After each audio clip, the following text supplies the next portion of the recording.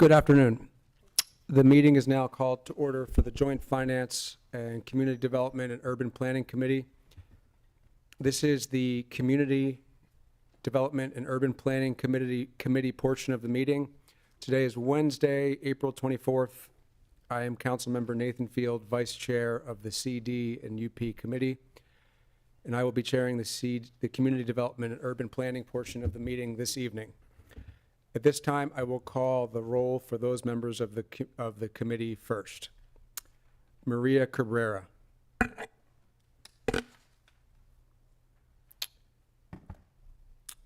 Shanae Darby. Brigida Fields.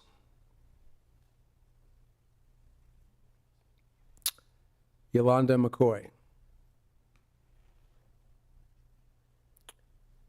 James Spadola. Present. Vincent White.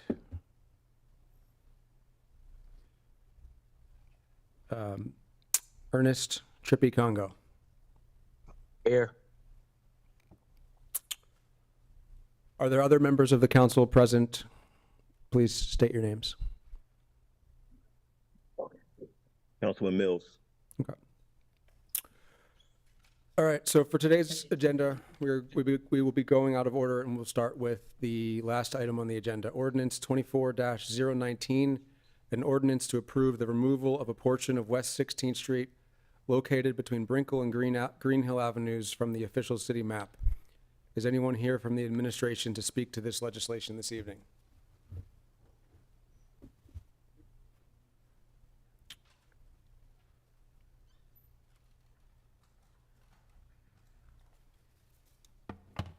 Good afternoon.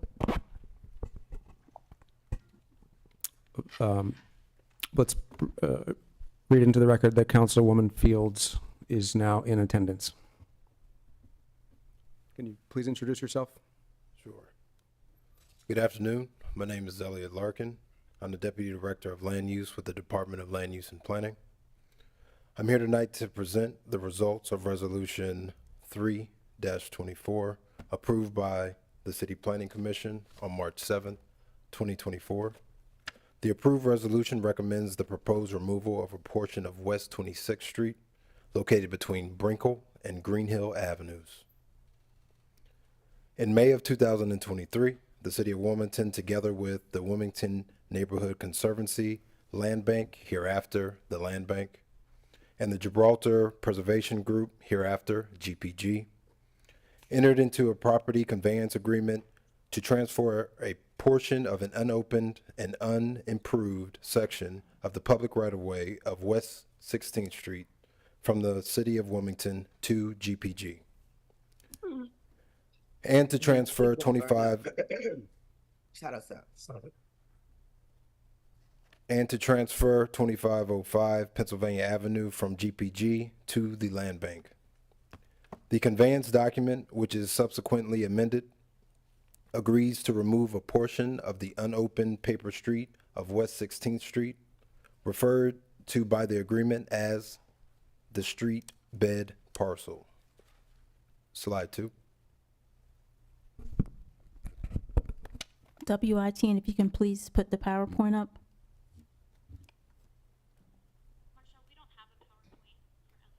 Okay, can you give me 2 minutes? Sure. You can continue on. Slide 2 represents the shaded area within the parcel map, illustrates the segment of the street bed in the subject block of West 16th Street, situated between Brinkle and Green Hill Avenues within the Highlands neighborhood. The final amended property conveyance agreement generally describes the street bed parcel as a portion of West 16th Street, located at the southeast corner of 1601 Green Hill Avenue, tax parcel 26012.20003, measuring at 60 feet wide and 150.5 feet deep. The agreement agrees to remove the unopened paper street portion of West 16th Street. On slide 3, The slide illustrates an aerial view of the block of West 16th Street, and the shaded area superimposed over the existing tree canopy represents the portion of the street bed parcel to be removed. The 150.5 foot long by 60 foot wide segment of the undeveloped paper street is proposed for future residential development. The proposed residential lot would be accessed from Green Hill Avenue. In slide 4, the street bed of West 16th Street between Brinkle and Green Hill Avenues, together with the surrounding neighborhood, falls within the R1 or one family detached dwelling zoning district. The Department of Land Use and Planning has determined that the street removal proposed is consistent with the city's comprehensive development plan. This area is included within the Bancroft Parkway, Delaware Avenue analysis area and is recommended for low-density residential on the future land use map. Slide 5 illustrates the unimproved condition of West 16th Street looking westerly from the intersection of West 16th Street and Green Hill Avenue. The small arrow on the left annotates the stone wall representing the northern boundary of the Gibraltar Estate, and the two-story residence at 1601 Green Hill Avenue is partially visible and annotated by a small arrow on the right. The 1601 Green Hill Avenue property was sold on December 29th, 2023, and is no longer subject to the agreement. As a result of the conveyance agreement, BDK Brinkle LLC is only receiving the 150.5 long by 60 foot wide segment of the subject undeveloped paper street. Slide 6 shows that on March 19th, the proposed street removal outlined this afternoon was considered at the City Planning Commission public hearing and found that the Department of Land Use and Planning consulted with the other city departments and offices and found the proposed street removal is consistent with the city's comprehensive development plan. Additionally, no findings suggested that removing the segment of the unused paper street would be detrimental to the surrounding properties or to the general public. The Department of Public Works Engineering Records Coordinator confirmed that the city owns the portion of West 16th Street between Brinkle and Green Hill Avenues. However, it is a paper street. The Public Works Commissioner supports the proposed removal of the 150 foot by 60 foot wide segment of West 16th Street at the intersection of Green Hill Avenue, as there are no plans to develop this paper street. The street does not currently provide vehicular or pedestrian traffic in the street and is not reasonably anticipated to provide it in the future. Additionally, this paper street does not hold any major water, sewer, or stormwater utility facilities that require special accommodations. The Director of Transportation noted that the Transportation Division has no intention to build a connecting portion of West 16th Street to tie into Green Hill and Brinkle Avenues. The Fire Marshal's Office had no issues with or comments related to the proposed removal of this segment of West 16th Street at Green Hill Avenue. Lastly, the proposed street removal was found to have met all city code requirements as outlined and specified in section 42-11 of the city code. Slide 7. The Department of Land Use and Planning provided the City Planning Commission with a report summarizing its review and findings regarding the street removal application. Subsequently, the City Planning Commission approved Resolution 3-24, recommending that City Council approve the application for the removal of the portion of West 16th Street's unopened paper street as submitted. Last slide. I'll be happy to answer any questions at this time. Thank you. I wish to recognize Council Members Bracy and Council Members McCoy who have joined us virtually. Are there any questions from members of council? I would like, As Chairman, I would like to be recognized as well. Oh, yes, and Councilmember Johnson has also joined us. Sorry. President Congo, I believe you have a question. Yes, thank you, Mr. Chair. Was there any community feedback or concerns around this ordinance? Have there been any concerns from the community? So let me speak to that, since I am the 8th District City Council rep and am listed as the sponsor, being in the 8th District. So there has been, I would say, 2.5 years of variations of proposals for Gibraltar, and I have basically been on speed dial with about 15 of the neighbors for the last 2.5 years to discuss each of the different proposals. This most recent version is an extremely sort of watered down, narrow version of the many projects. And I have communicated over and over to the mayor's office that we need to take into account the views of the neighborhood, which has happened. About 3 to 4 months ago, the mayor met on a Saturday morning with many of the neighbors in the immediate area. And then over the course of 2024, as this sale agreement happened, I have continued to talk with the immediate neighbors. 1 week ago today, the new owner of 1601 Green Hill Avenue held a meeting at the home of two of the immediate landowners on 17th Street, and went into detail about what his plans are. And I would say 12 to 15 of the immediate neighbors were there. And the feedback I got was, I don't want to speak for all of them, but was broadly positive, because it's acceptable. So the answer to your question, President Congo, is yes, there has been feedback. Not everybody is thrilled with this, but in general,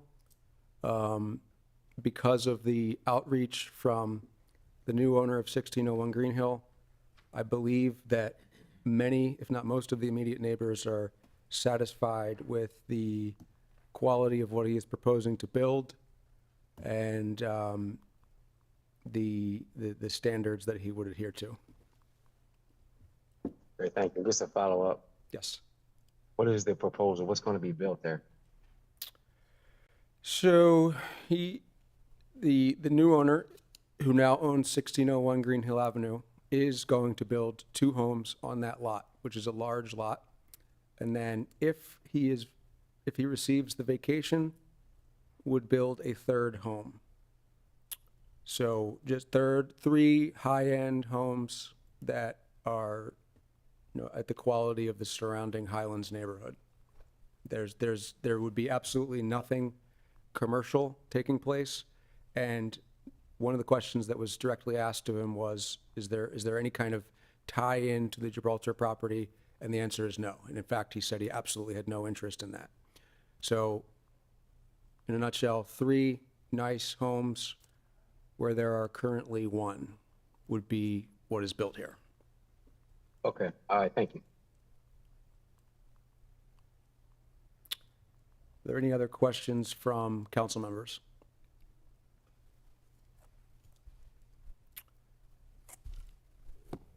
Is there anyone here from the public who wishes to speak? If so, please raise your hand, and when recognized, state your name for the record.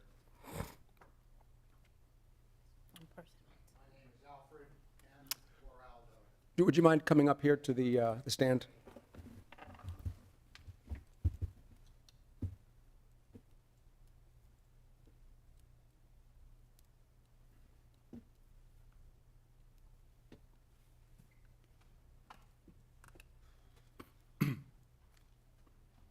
My name is Alfred M. Guaraldo. I'm a 30-plus year resident of the city of Wilmington, and I am currently president of the Greenhouse Place Homeowners Association, which is directly across the street from the area that Mr. Clark wants to develop.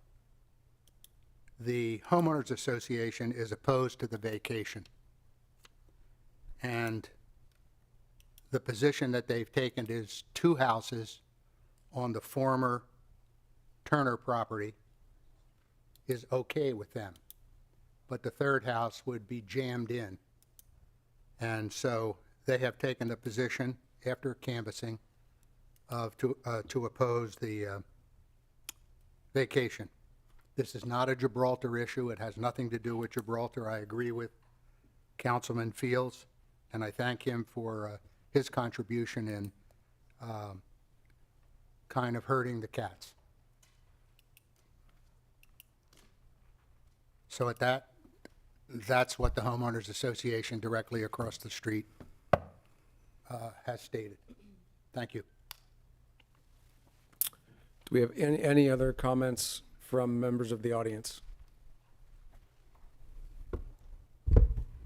So we do have a comment from Mr. Michael Solstice online.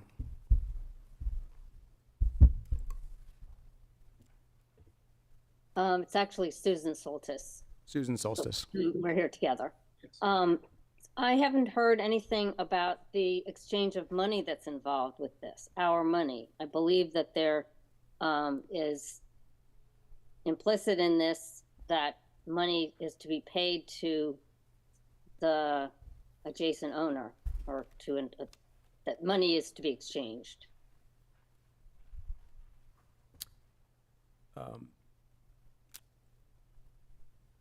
Could the representative of the city please come back and answer that question?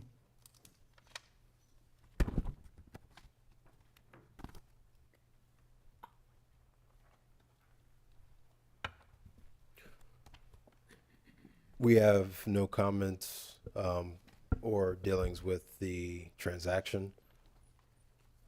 This is just a presentation of the City Planning Commission's recommendation of the street removal.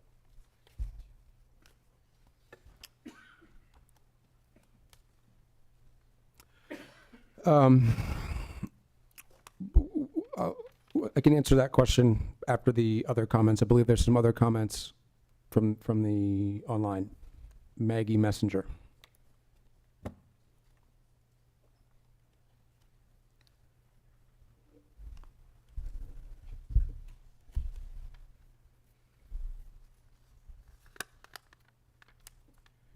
Is Maggie Messenger online?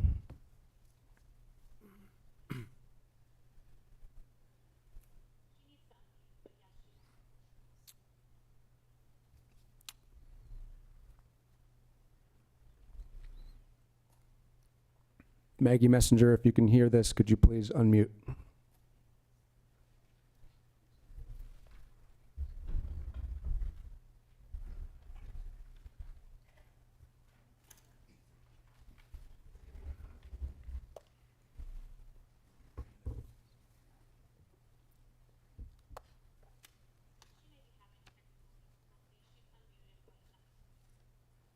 Okay.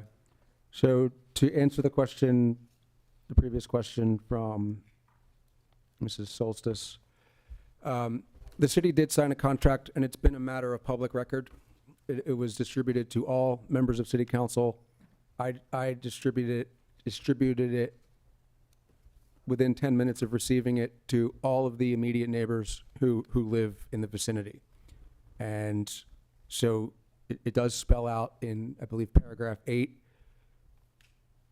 the payment arrangements, and I'm happy to email that again to the members of the nearby homes who may have an interest in that question.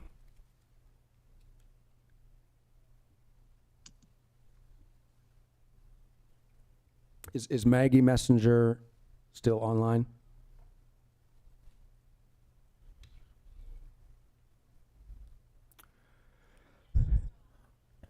Any luck on the technical issue? Can you hear me now? Yes. Okay, perfect. Thank you. It said that the host had muted me, so I was concerned about that. We did send you a petition back in January objecting to the giveaway of any or all of West 16th Street. We sent it to all of you again via email earlier today and asked that this be entered into the record of this meeting. Um, the answer to the question about the money that's changing hand, it's a pretty convoluted story, but what we heard at the meeting the other evening was that this was something that the administration was confident it could get done, that the votes were already baked in the cake. And we truly hope that's not the case. We've sent you volumes of information about this over the last several years, submitted petitions, asked the city to use enforcement powers. But here's a real quick rundown. The developer bought the property for $10, the Gibraltar property. He leveraged that to buy an adjacent parcel. He put a business park proposal in front of the neighborhood. We objected to that. The proposal was defeated. The property began to be severely neglected. The developer bought in another adjacent property that also began to be severely neglected. City administration invited another developer into the mix. They proposed a hotel and wedding venue. Community opposition was strong in a residential neighborhood for a hotel and wedding venue. That proposal died on the vine. The connective tissue between these three properties is what you call the West 16th Street bed parcel. One of the adjacent properties the developer bought has been encroaching on the upper half of that parcel for years. The lower half of that parcel is what we think you are considering removing from the city map. The administration of the city entered into a conveyance agreement to pay the owner of Gibraltar $900,000 for that neglected parcel, and to give away West 16th Street as a part of the deal, which would have made the total amount paid to the developer $1.2 million. In the conveyance agreement, if you've read it, if we don't approve the giveaway of this street to the developer, the city needs to give him $350,000 additional dollars. Additionally, this administration has spent well over $300,000 to date to clean up the damage left by this developer. And the city is obligated to pay for subdivision plans, and the city is obligated to absorb legal costs for challenges to this conveyance. So what this city allows will continue, and we urge you to do two things. Spend the time needed if we need to table this, spend the time needed to educate yourselves about what is happening here and what the impact to the city budget is, and decide for yourselves whether this use of taxpayer funds makes any sense whatsoever in light of other critical issues that face the city. Thank you for your time.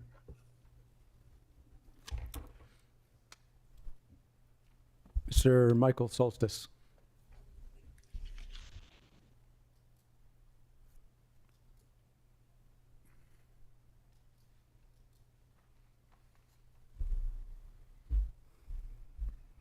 Hi, my name is Michael Soltis, and I live on West 16th Street, lower West 16th. Is there actually a written plan as to what will happen with this? If it's vacated, does the city then own it? And what's the mechanism for getting it to being housing? It's not clear in terms of whether the city plans to sell it, give it away. Is there a written plan as to what to do with it?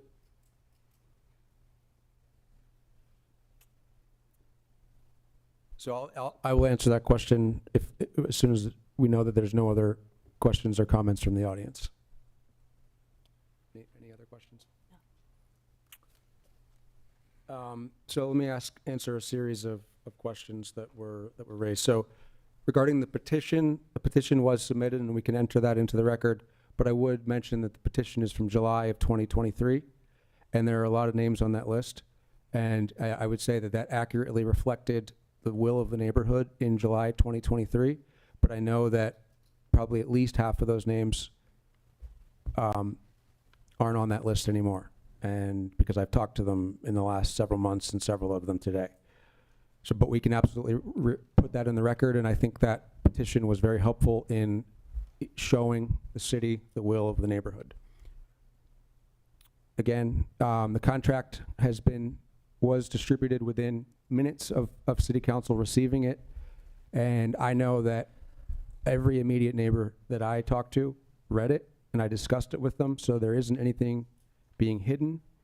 The comment about this being baked in the cake, that's absolutely not true, and members of the mayor's office can attest to that city council has absolutely fought for the interests of the neighborhood on this question, and absolutely nothing was baked in the cake. In terms of a written plan, there is a written plan, I'm told, that is coming, and it is being in the works, and before city council issues a final vote on this, we would have to see that sort of very brief written plan about when the building on a street vacation lot would happen if it goes forward. And I believe that answers the questions from the audience. Are there any questions from council members? Yes. Thank you, Councilmember Field, and I think everyone, the neighbors, appreciate your diligence with this issue going back over the time. I remember, we were at a meeting on Gibraltar a couple years ago, and I think we were talking about 9 or 10 homes. But if I could just distill it down to make sure I have the latest and greatest facts. Right now, what we're talking about is, with the street vacation specifically, if we don't approve it, the hard rock we are stuck between is that the city, with this contract that the mayor entered into, the city is going to fork over $300,000+ to him. And if we approve the vacation, there's going to be one additional house built on top of the 2 that the new owner can build without any variance, without any council action whatsoever. Is that an accurate assessment of where we are? Yes, that is an accurate assessment of the reality of what was negotiated. And so that is accurate. Yes. Thank you. Councilwoman McCoy. Thank you, Mr. Chair. I guess my question is, I just wanted to make certain I understand as well. So one of the people who actually just spoke stated that that there is a petition, but as you stated, at least half of the people who are on this petition are now not so against this proposal. So I just would like to know, what is the people who are still against this proposal, what specific thing did they need to see done in order to make certain that this that you were able to put this through? Was there anything specific?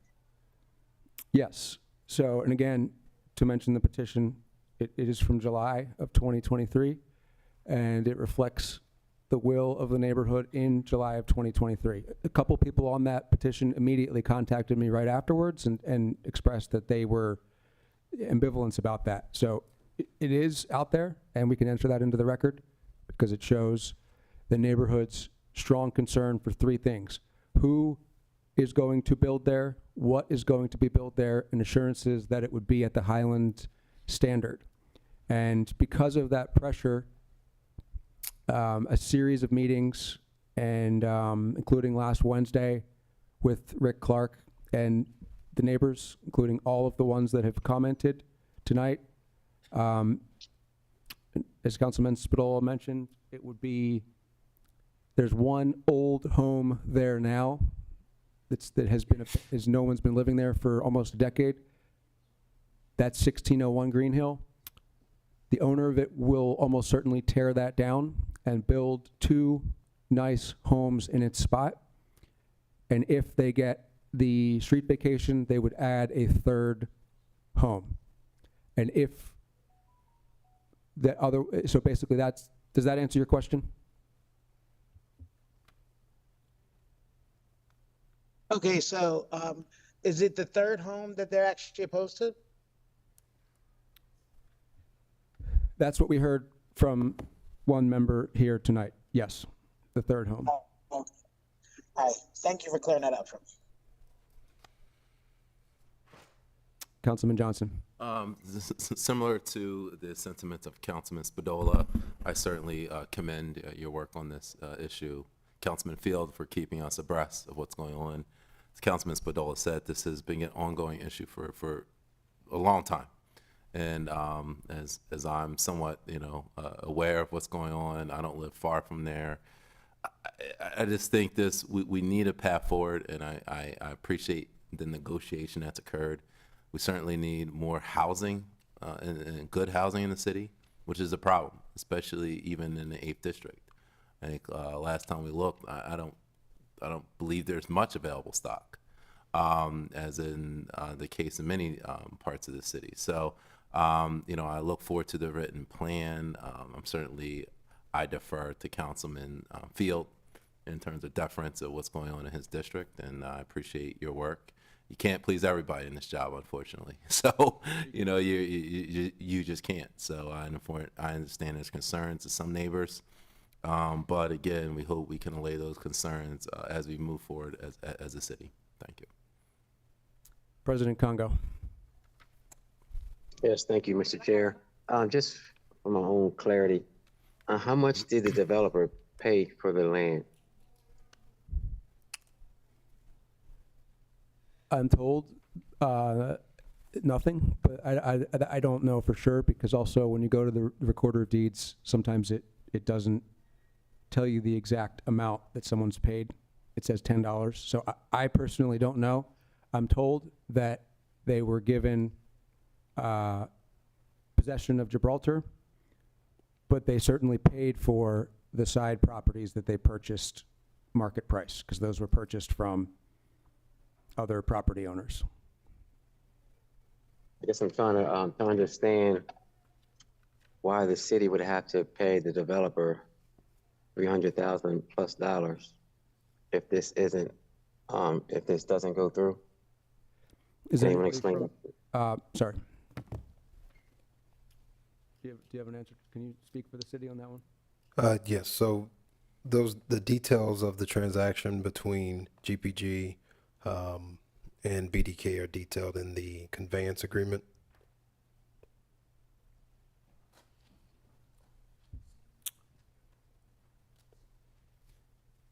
Yes. Could you introduce yourself for the record? Rose Tassoni, the City of Wilmington Law Department. Just to answer that question, Mr. Larkin is correct. It is detailed in the agreement. That's actually part of the purchase price for the Gibraltar property, the conveyance of the street bed, and if it isn't conveyed, then the $350,000. So is it fair to say that this purchase price was essentially about $1.2 or $1.3 million? Something like That's that. a better way of putting it. Yeah. President Congo, does that answer your question? Yes, just a follow-up. So I guess I need to be clear. I thought the city paid for the property. The developer paid for the Gibraltar property? Originally, when they gained possession of the property 20 years ago, it's possible that they received it from the previous owner for free. I don't know. I've heard that, but that's not related to the question at hand in terms of this street vacation. Okay, yeah, I'm still not clear, but I don't understand why the city would have to pay a developer $300,000. I'm still kind of confused around So, So we are paying GPG the sum of $900,000 plus part of the purchase price. Again, this is for Gibraltar, would be the street bed. If the street bed is not vacated, then in lieu of that, we would be paying the $350,000, but we would be paying it to purchase Gibraltar. Okay, thank you. any other questions?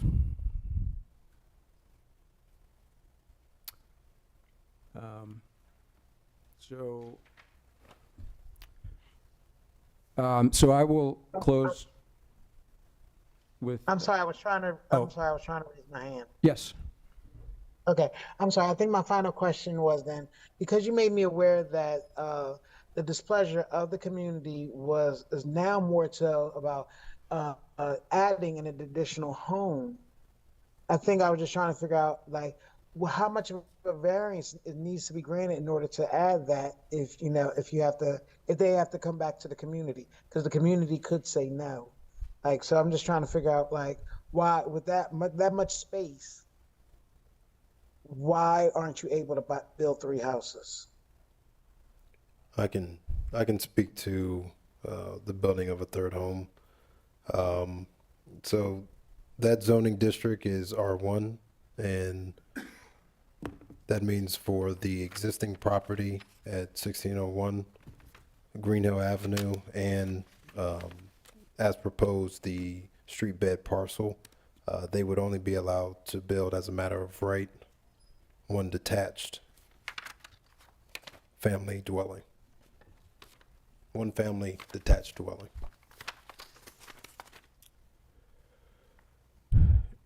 May I follow? Yes. So are you stating that only one detached dwelling within that whole area of Gibraltar, or you're stating, are you capable of doing 2, but you're trying to get 3? I just needed a clarity. Yes, the latter is correct. They are able, as a matter of right, to build 2 on the property that they already own, and they'd like to build a 3rd. Okay.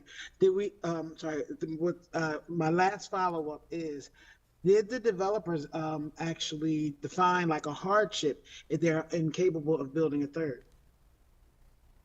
So that would be a zoning question. So the Okay. only thing that city council is voting on tonight is to vacate the street bed or to not vacate the street bed. Okay. And Thank you for clearing that up. at some point in the future, if that individual, he might need a variance, but at that point, he would have to go before the zoning board and before the community. And we would, if we bless this, it would give them the land, and maybe they could use it as a yard, but zoning questions would come up in the future, and they are not the immediate question of this hearing. Okay. Thank you, Vice Chair. Any other questions? So I will just close with my comments. One last comment. Oh, yeah. Because of the R1 zoning district, a variance is not needed for a single family detached dwelling. Okay, so do any other council members have a question or comment? So council this is a 2 or 3 year process where we've been focused on Gibraltar. I've been focused on Gibraltar and a couple of council members. There were a wide variety of plans, much larger than this. The city negotiated an agreement with the sale of Gibraltar, and this is a detail of that sale. I have spoken extensively with the immediate neighbors. I would say that most are cautiously okay with this. They wouldn't have necessarily chosen it, but most are not opposed, especially because the pretty extensive conversations that have taken place, and specifically the meeting that took place last Wednesday between Rick Clark and about 12 to 15 of the immediate neighbors, and they feel that it would be acceptable, especially if some final details are worked out between the city and Rick Clark. And we are simply asked to rule to either advance out of committee or to not advance out of committee the specific narrow question of street vacation. And so I'm going to vote yes and ask city council members to do the same, to move it to a general city council for a final vote. do have one last question from President Congo. Yes, thank you, Mr. Chair. When will this come before all of council if it's moved from the committee? May 2nd. A second, okay, thank you.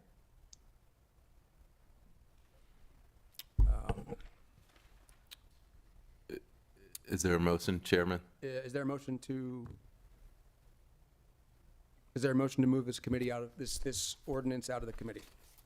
Yes, at this time, Chairman, I would make a motion to move ordinance 24-019 out of Chairman, full. I'm sorry, are you a member of CDOP? It's a joint meeting. No, so. but this portion is CDOP. Sorry. Okay. Technically, I can't. I will withdraw that motion. I will have a committee member make it. Is there a motion to move this ordinance out of committee? Motion. Is there a second? I will make a move. Did you need me to make a motion or just second? I would like to see it hit the floor so we can all find out whether or not this is something that should go forward. Okay. That sounds like a second. Yes, Okay. it is a It's second. been properly moved and seconded. The ordinance be voted out of the committee. All those in favor signify by saying aye. Aye. Opposed? Motion carried. This now concludes the Community Development and Urban Planning Committee portion of this meeting. We will now take a 10-minute recess, and we will resume with the Finance and Economic Development Committee. Thank you.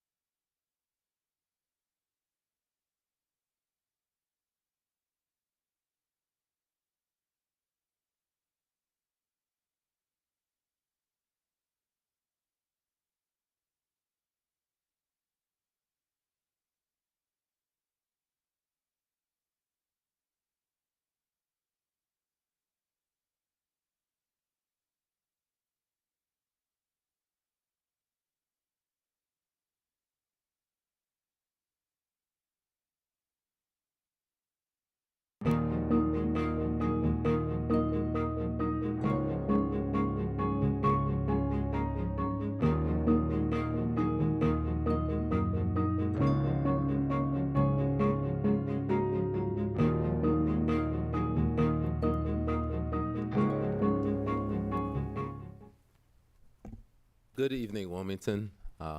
Welcome to, we're nearing the end of the budget hearing process, so we appreciate everyone tuning in. And thank you, of course, the administration for taking part with Chief of Staff Washington, as well as HR Director Barnes, many members of the OMB, and city workers as well. Thank you very much for participating today. At this time, I would like to call to order the Finance Committee meeting for Wednesday, April 24th, as we are now reconvening after the Community Development and Urban Planning meeting. So the schedule, it's somewhat different than most nights. So we are doing the Department of Human Resources first, and then we're going to be doing a Finance Committee agenda item regarding a contract. Or, oh, we're actually doing a contract first. I apologize. Then going into the HR department. Okay. All right. So at this time, I'd like to first just start by doing a roll call of members present. Vice Chair Harley, 4th District. Present. Councilmember Oliver. All right. Councilmember Bracy. Councilmember Field, 8th District. Present. Councilmember Spadola, at large. Present. Council President Congo. Here. All right. And I believe on Zoom I have Councilmember Mills at large. Present. Councilmember Fields, 5th District. Present. All right. And other council members, again, as you come into the room or on Zoom, please just let me or Marshall know so we can mark you as being present. All right. So let's just move to the, I guess, the legislative item or the Finance Committee item first. We have a Fraternal Order of Police Lodge 1 rank and file contract. And I believe we have Human Resources Director Charlotte Barnes here to talk about that contract. Yes, good afternoon, Mr. Chairman. The FOP recently ratified an agreement between the city and the police union, and I'll just briefly highlight that contract as soon as the slide deck shows. Next slide, please. Okay. So the city entered this round of negotiations with some priorities. One was recruitment and retention of police officers. We had some modifications to the grievance procedure, tightening up some language around medical coverage as to when retired officers could announce their intent to participate. We wanted to clear up some language around benefits and past practice, and then we specifically wanted to address officers' mental health. Next slide, please. And the following contract modifications were made in the decision, in the final agreement. Once it has been signed off by the FOP, they ratified it, but we don't have an executed copy. We can make that available, and it will detail all of the different provisions. But those are the ones that we made changes to in the contract. Next slide, please. So details of the contract term. The term is for a 2-year period beginning 7/1 of 2024. It extends through June 30th of 2026. The wages in the contract, what we did was when you started as a police officer, currently the salary started at $58,000 and then it ramped up to $82,000 by year 5. And we took that $24,000 and smoothed it over the first 5 years to give a more competitive starting salary to officers. In fiscal 25, we also provided we will be providing a 7% salary adjustment to the matrix. And then in fiscal 26, there will be a 4% salary adjustment. Of note, there was an optional $7,500 retention bonus. One of the things that Chief Campos did indicate was that he was losing officers on both ends, officers to retirement, but also officers on the front end, on the younger end, leaving and going to other agencies. So this is a $7,500 retention bonus. Officers must affirmatively accept that they want the bonus, and they're required to pay it in full if they leave before 9/13 of 26. Next slide, please. Again, it's a 2-year agreement, so, we always want to know what these agreements cost. The agreement over the 2-year period will be about $9.5 million. As you know, the police is a very large department, and their salaries account for a significant portion of the city's budget. So in FY25, it will cost about $5 million. That cost may fluctuate depending upon the number of officers who take the retention bonus. And then in FY26, the cost would be approximately $4.5 million. Next slide, please. One of the things that we did want to address in this round of negotiations, we proposed a trauma leave policy that will mandates 3 days of leave following a traumatic event. We define what that traumatic event is, and it mandates that they contact our employee assistance provider. The nuts and bolts of that is still being worked out between the FOP and the City of Wilmington. We proposed it, they agreed it was a great idea, but we are still, ironing out the wrinkles as it relates to that. Next slide, please. I'm happy to answer any questions. Okay, all right, just Director Barnes, I appreciate you giving this briefing, thank you. And I guess just right off the bat, in regards to the cost, I understand this is a 2-year agreement, and I believe last year around this time you talked about this coming up, or at least this prospective cost. So from a cost perspective, is this what the city expected, in terms of the fiscal impact and in terms of budgeting? I'll answer the question this way. This current budget before you does not include the FY25 costs associated with this contract. When it reaches the third and final, it will be rolled into the budget, so you will have those costs will be included at that time. And it's my understanding that even rolling in those costs, that we still will have a balanced budget. Okay, all right. I just wanted to check on that. And I think the only other follow-up question is regarding the defining traumatic event. Is that still a process you're working on right now? Yes, so we certainly know that police incur or engage with the community, and there may be a number of different things that could be that they experience. But we want to very specifically define what is a traumatic event so that we are not always mandating someone off for 3 days every time that they engage in something. So we're working with the chief of police, and the FOP had no problem whatsoever with what we defined. They don't have any problem at this point with what we define as a traumatic event. So we're just working out the nuts and bolts of that. Very well, thank you. In chambers, I'll start first. Councilman Spadola. Thank you, Mr. Chair. I think the trauma leave policy is great. PTSD with veterans gets a lot of attention, as it should. Not so much with cops, even though it's, as somebody who's done both, very similar situations. And if this can do anything to offset PTSD, I think it's a step in the right direction. Just a quick question about the retention bonus. Is that pensionable? It is not. Okay. Very well. Vice Chair. Thank you, Mr. Chair. First of all, I think that's great that we are offering that retention bonus. To my understanding, we do end up losing a lot of officers to other, I guess, Newcastle County and other municipality law enforcements. My question is, the 9.5 million, is that the calculation of every officer in terms of their salary? How did you come up with 9.5? I guess I should ask it that way. That includes the salary, benefits, which would include pension costs, everything associated with the salaries and benefits of a police officer. Okay, and then my follow-up is, looking back over maybe like the last 2 or 3 years, is there like an average number of officers that tend to leave? Like, is it 5 to 10, 10 to 20, in a way where you could come up with a number that you can kind of average out, like a probability? Well, what I would say is this, rule of thumb that has long been stated with the police department is that they lose an average of 1 a month. However, they are losing more than 1 a month now.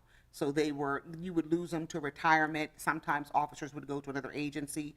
But the prevalence of officers leaving, and not just Wilmington, there are bidding wars for law enforcement officers now. And the state has made it a little bit easier for officers to leave our jurisdiction or any jurisdiction and go to them. And so that's what officers are doing.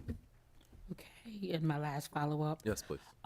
Is this for any reason that they could be leaving, like to go to accept another job offer or to retire?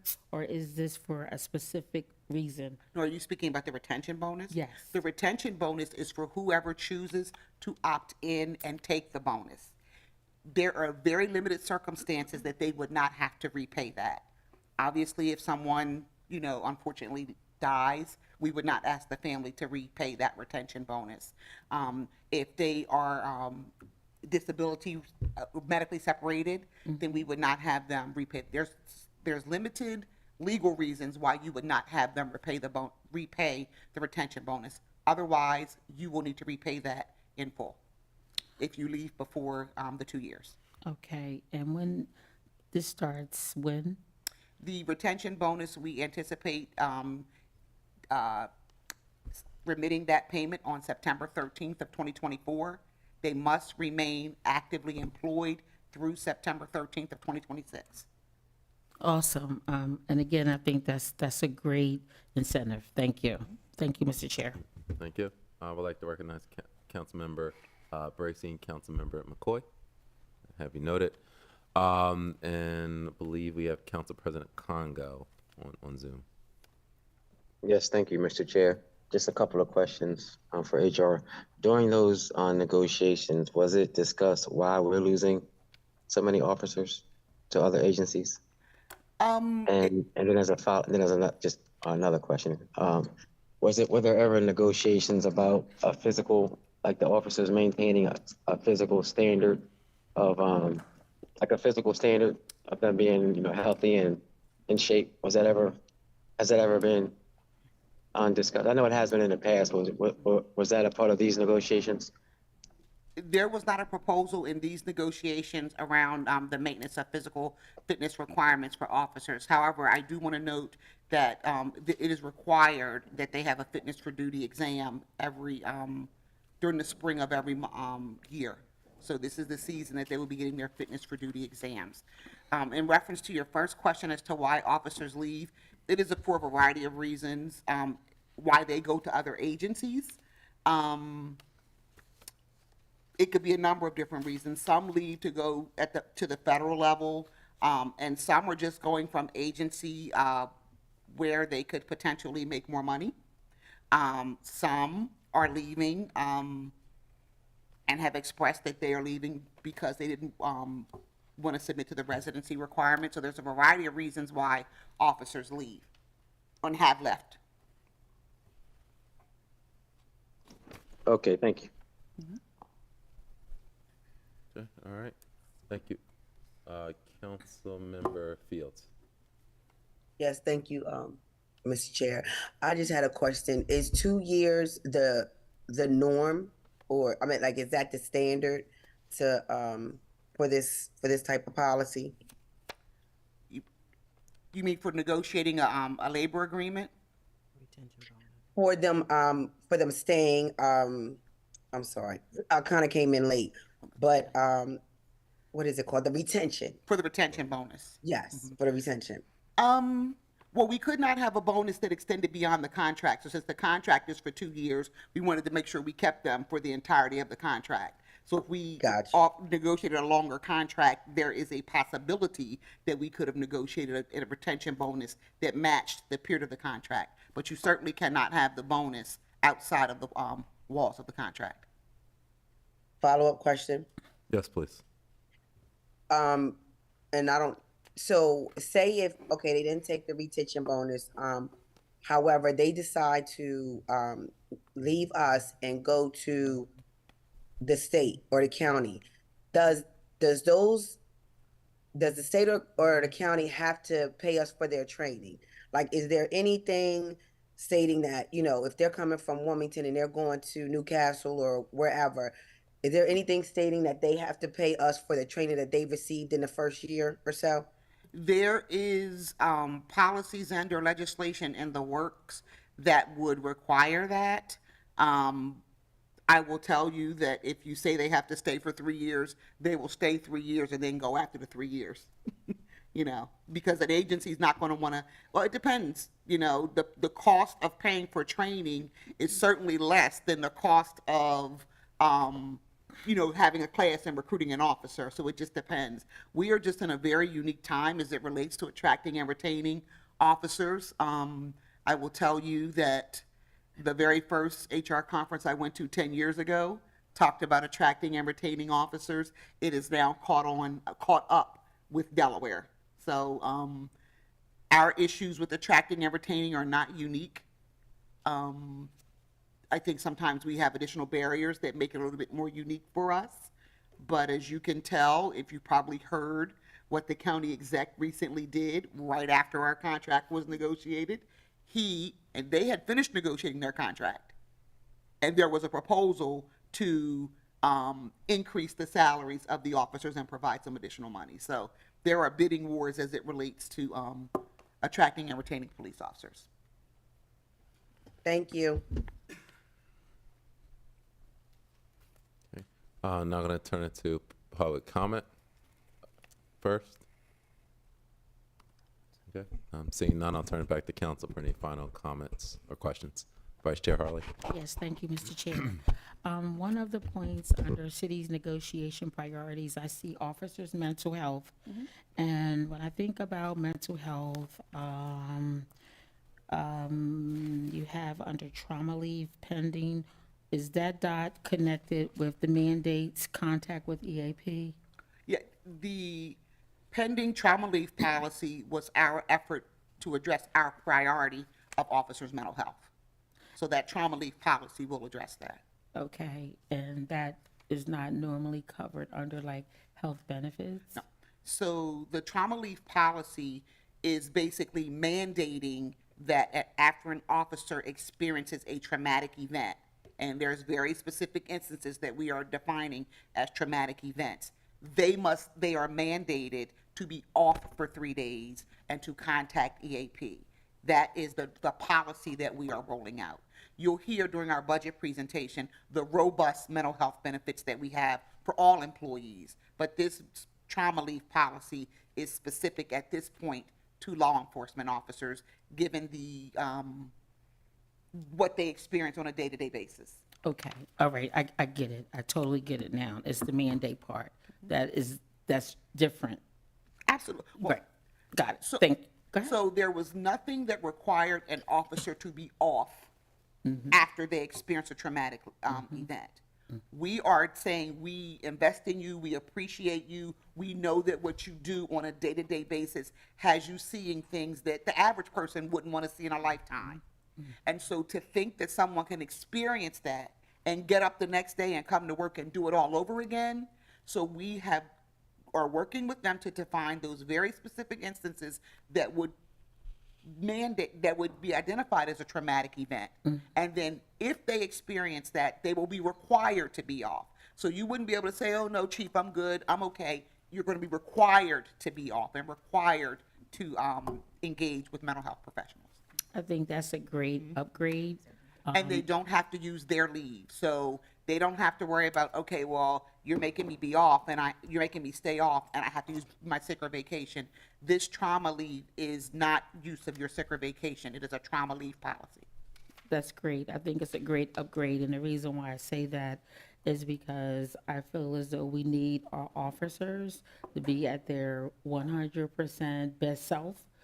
As it relates to being out, in the community and doing the work that they do.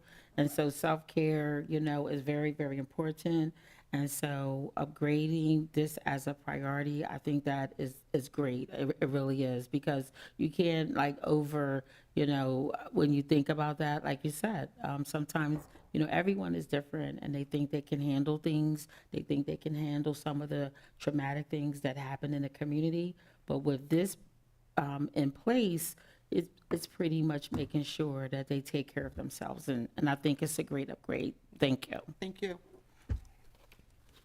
I have a question, Director Barnes. I understand that, back in, I believe it was 2020, there was legislation for police oversight, and I understand the state law has changed. And now, boards are being set up. I believe Newcastle County set up a board last year. Was there any discussion or any reference to a police advisory board or some kind of oversight board into the contract? So you can imagine that's, I don't want to speak for the FOP, but that was not one of their proposals. Nor, we went in with some very specific priorities, and that was not listed as, one of the priorities to get a contract done. Certainly, the administration would be more engaged on that point than I would be.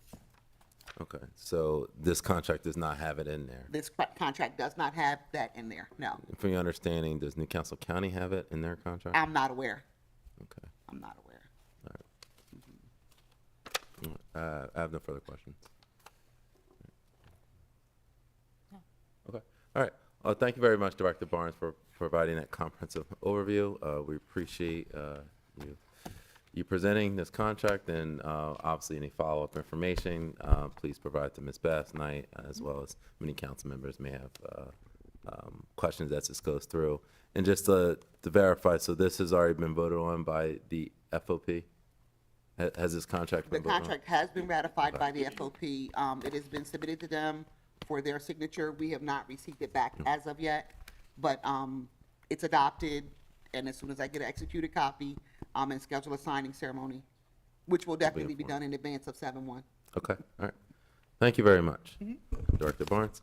All right, so now it's back to budget time, okay? Just as a brief overview for those who are just tuning in for the first time, or you come back, for a second and third time. This past March 21st, Mayor Pizicki presented his budget address, in which he outlined a vision of use of the city's budget funds. There's a proposed 0% property tax rate increase, 9% water sewer rate increase, along with a 6% stormwater rate increase, and a transfer of $1 million from the tax stabilization fund. The proposed general fund budget was $192 million, which is a $9.6 million increase over last fiscal year. The proposed water sewer fund budget totaled $90 million, which is a $5.5 million increase over last fiscal year. There is no capital budget program for this year for the city. The proposed budget also does factor into a tentative new EMS department within the Wilmington Fire Department. That would be approximately a cost of $4.5 million.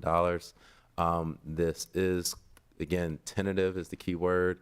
We will be hearing from the fire department on May 1st whether this EMS program will be going forward or whether the contract with St. Francis will be going into next fiscal year.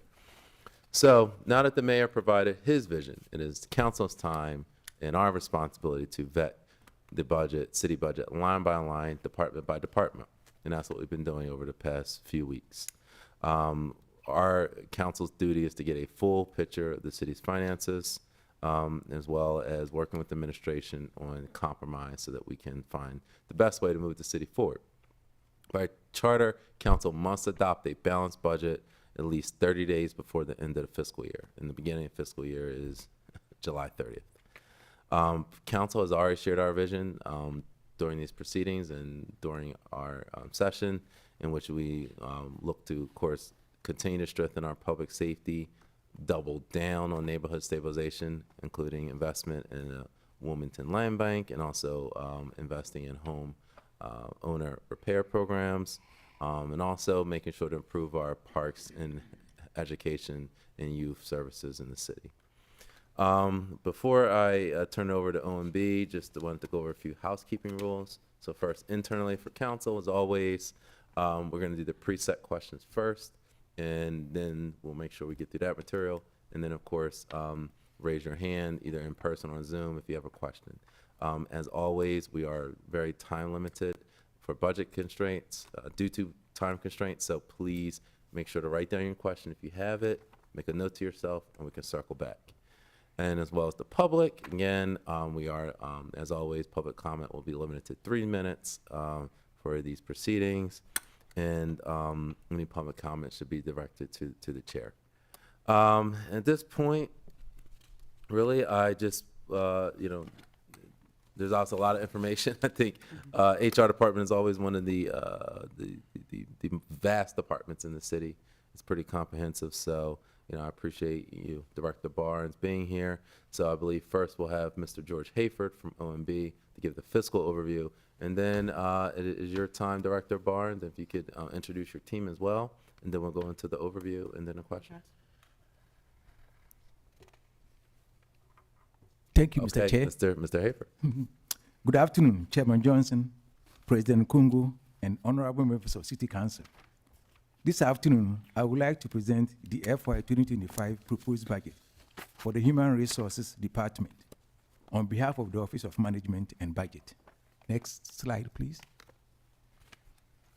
Funding for the department is derived from the general fund and 3 self-insurance funds: risk management, workers' compensation, and health and welfare. The department is requesting a total budget of $36.9 million. Of that amount, $3.5 million is allocated towards personal services.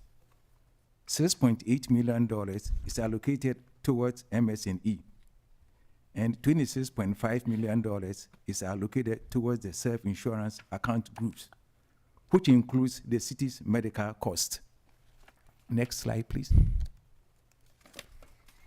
The department is requesting a general fund budget of over $2.6 million. This represents an increase of $12,000 or 0.5% over the FY 2024 budget. Next slide, please. In personal services, staffing increased by 0.5 FTE in the general fund, with 1 position added and 1 position reallocated to the internal services health and welfare fund. To bolster internal payroll support with the halt of outsourcing payroll project, a payroll manager was added for $129,000. In addition, the human resources specialist was reallocated 100% to the benefits division, health and welfare fund, for a general fund savings of $46,000. This position was initially allocated 50% to the classification and compensation division. Regular salaries increased by $193,000 or 15%, due mostly to the implementation of the city's compensation and classification study. $82,000 of this increase is as a result of position changes mentioned previously. Temp salaries increased by $7,800 as a payroll specialist was added as a limited service employee to provide additional payroll support during the transition for the newly created payroll manager position. Next slide, please. MS&E decreased a net of about $236,000. Here are the account changes. Miscellaneous charges, NOC, decreased by $297,000. Funding for the outsourcing of payroll was eliminated as the project has been deferred. To adhere to the new residency ordinance, which requires employees to live in the city, $55,000 was added to the advertising account line. This will be used to ramp up recruiting efforts through trade publications, billboards, radio ads, online job boards, and social media. Consultants increased by $10,000 to provide outplacement services for current appointed employee who will no longer be asked to serve in the new administration. Next slide, please. Moving on to the self-insurance funds. The risk management fund requests totals $5.3 million. This is an increase of about $623,000 or 13.2%. Here are the notable changes. Next slide, please. Insurance claims Legal defense increased by $251,000 or 31.5%, based on advice from the city's law department regarding upcoming cases going to trial. Insurance claims increased by approximately $157,000 due to the latest actuarial report for general liability, auto, and property, as well as the inclusion of an estimated amount for EMS claims.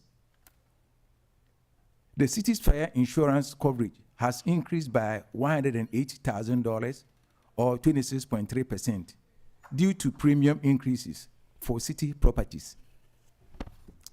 Liability has increased by $80,000 or 6.7% due to increased premiums for general liability assets and cyber insurance, as well as the inclusion of $35,000 towards EMS insurance. Next slide, please.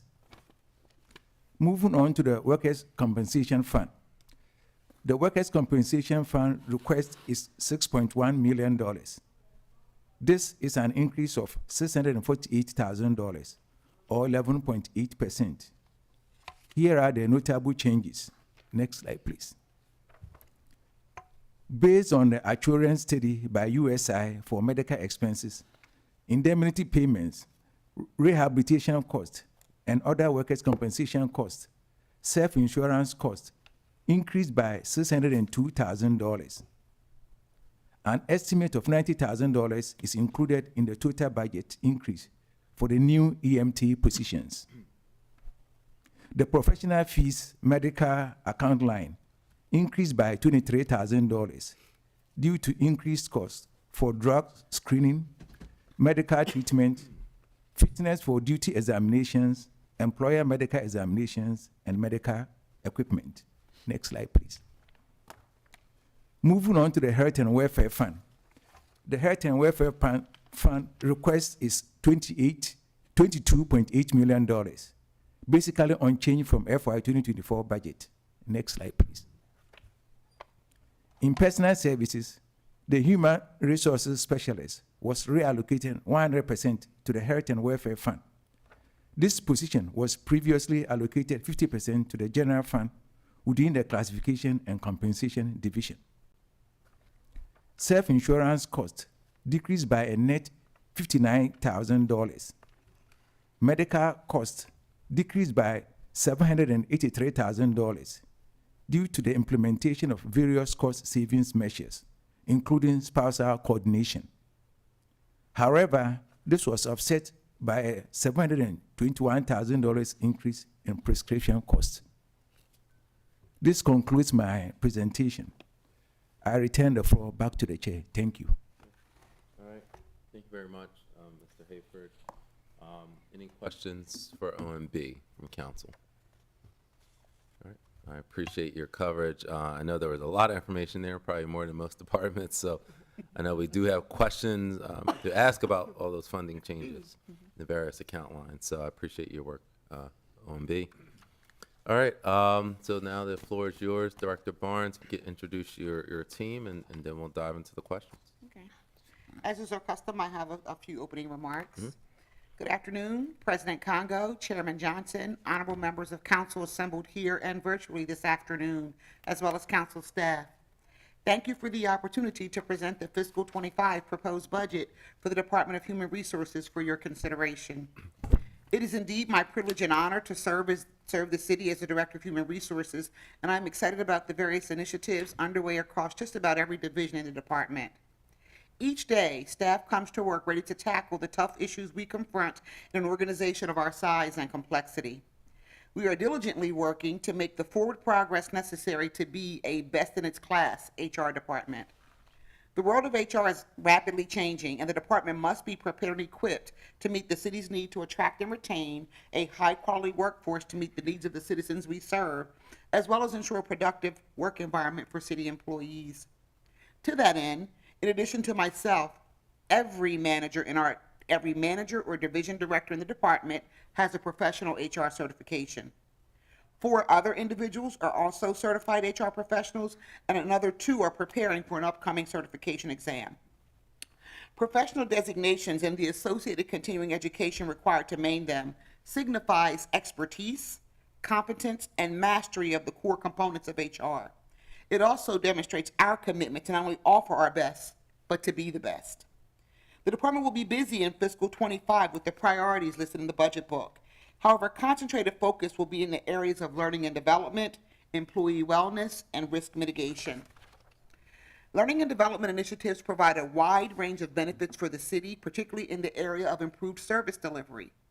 In addition to fostering innovation and creativity and promoting employee engagement and retention, enhancing employee skills leads to increased productivity, better job performance, and high job satisfaction.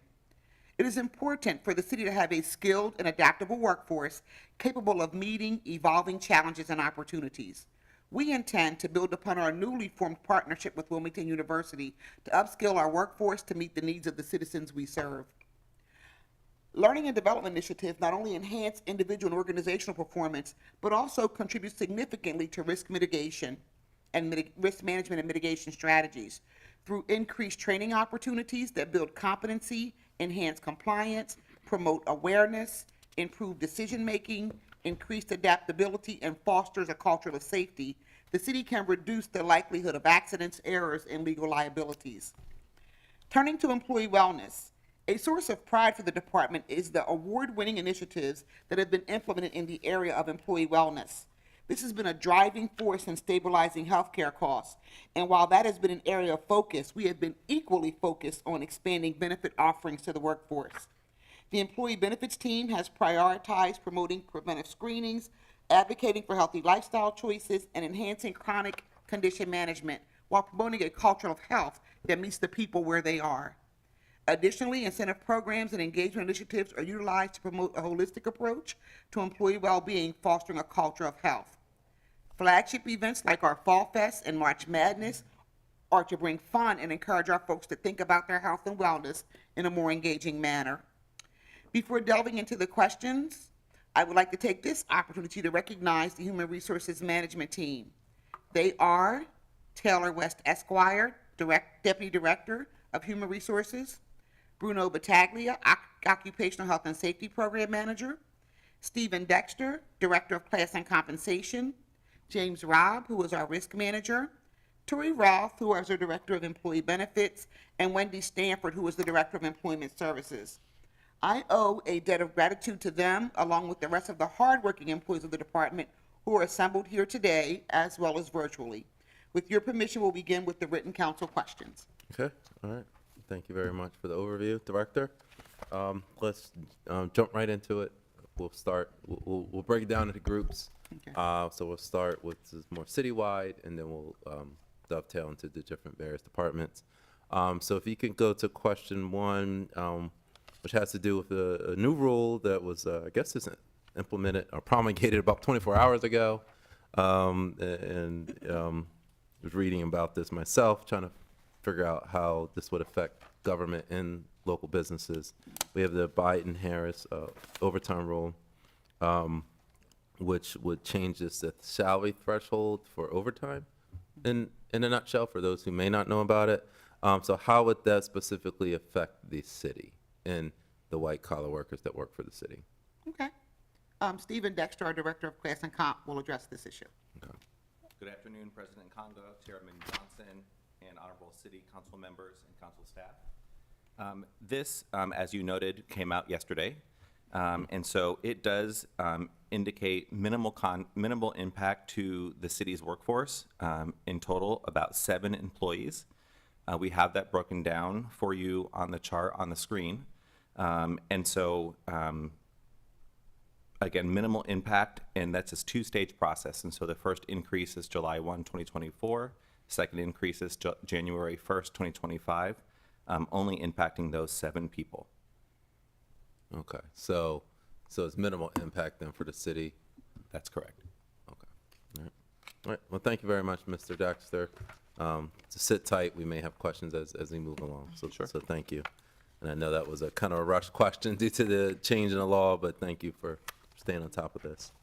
All right, moving in question 2, that, I think this is, I'm not letting any secrets out. There's been a lot of discussion about the PERB board decision on April 11th regarding Lodge 1. Can you share, I guess, just broad strokes without, obviously, I know litigation could be going on, I don't know, but just so you talk about the immediate potential impact there could be on filling the vacancies that are created by this. Okay, so, you know, as we've mentioned on a number of different occasions, the absence of a residency requirement potentially broadens our applicant pool and provides some flexibility in hiring. The decision you referenced impacts all non-union employees. Currently, we have vacancies listed. It is roundly 118. We filled some positions earlier this week. Of those positions, only 21 are non-union. So 21 won't be impacted by this decision. The other 100 plus positions would be impacted by this decision. Okay. All right. Thank you. All right. Hopping to question 3, just kind of along that same line, the Residency Assistance Fund. I know that's been, again, a point of discussion for a year plus now. Can you just share, I guess, I know during OMB there was a presentation about some funds, so can you share specifically how we could use funds to help attract workers? So certainly, back in November, council passed the ordinance that not only authorized the Residency Assistance Fund, but also established a residency working group. And the working group, it is, you know, my position that the working group would be able to, they're tasked with coming up with incentives and things of that nature. That work will guide any decisions that we make around how much to allocate to a fund for assistance. So didn't want to put the cart before the horse in this budget. So there is nothing in this budget as it relates to a residency assistance fund. However, it should be noted that the Department of Real Estate and Housing did increase the amount for the Live Where You Work program, where it used to be $4,000. They've increased that amount up to a maximum of $15,000 to assist with homeownership. Okay. Very well. I think the other thing that I would want to share as it related to the work around attracting and retaining positions, and the work, this also is included as a part of the preamble to that legislation, was what could be done around expanding our marketing and advertising efforts. So if you look at the next slide, it speaks to the work that we are doing in and around that, or we have done and will continue to do. We have included in this budget 3 times the amount, next slide please, 3 times the amount that was included in the fiscal 24 budget. And in this budget, there will be radio spots, there will be billboards, there will be employer accounts versus someone using their individual LinkedIn account to advertise jobs. You can have an employer account that gives you a broader reach and expanded capabilities. And then we also have the piloted employee referral incentive program. So as you can see, we've 3 times the amount that was budgeted previously in an effort to attract and retain employees. Thank you, Director.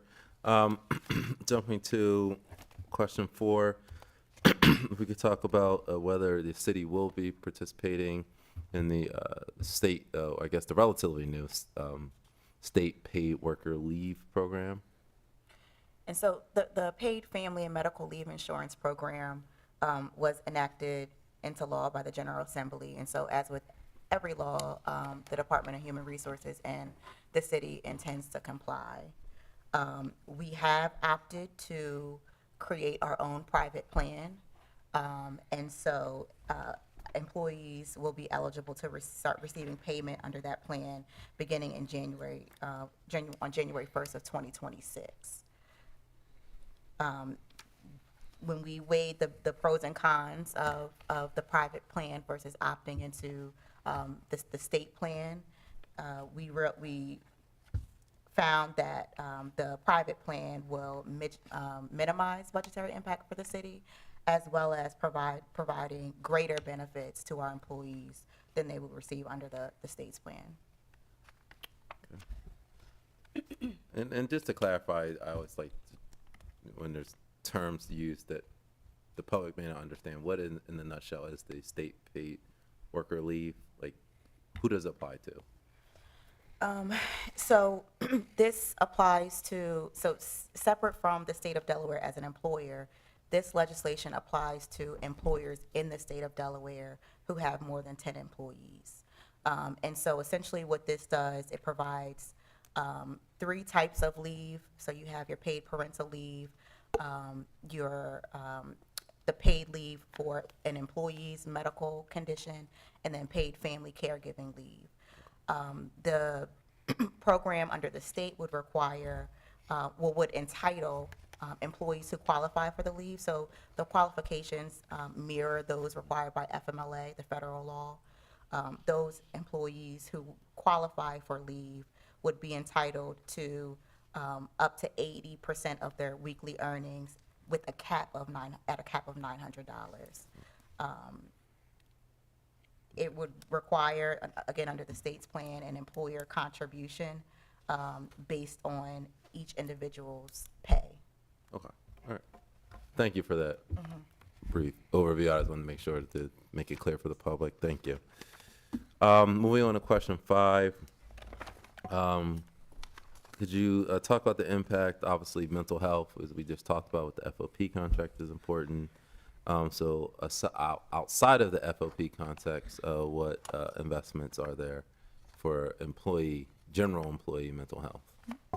Absolutely. So Human Resources prioritizes mental health.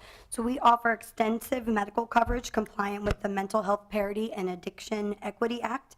We also have a very robust employee assistance program through Health Advocate, and we implemented virtual mental health services via Teladoc during the pandemic to really emphasize accessibility and quality care. If you move to the next slide, please. So this year in open enrollment, we're excited to announce that we are upgrading our disability and accident coverage with a mental health rider. Our efforts are underway, as Charlotte mentioned earlier, for our specialized mental health services and the trauma leave policies for our public safety rules, really highlighting our ongoing dedication to mental health and well-being for our workforce and their families. Okay. Thank you. Moving to question 6, gonna move to, sorry, I apologize. We did forget to talk about HB 17, Ms. Roth. Okay, so I'll handle Okay. that. The proposed legislation, there is currently a substitute for HB 17, and that would provide, the proposal requires that employers give employees 1 hour of sick leave for every 30 hours work, with the ability to cap accruals at 40 hours per year. Our city employees already enjoy leave in excess of that.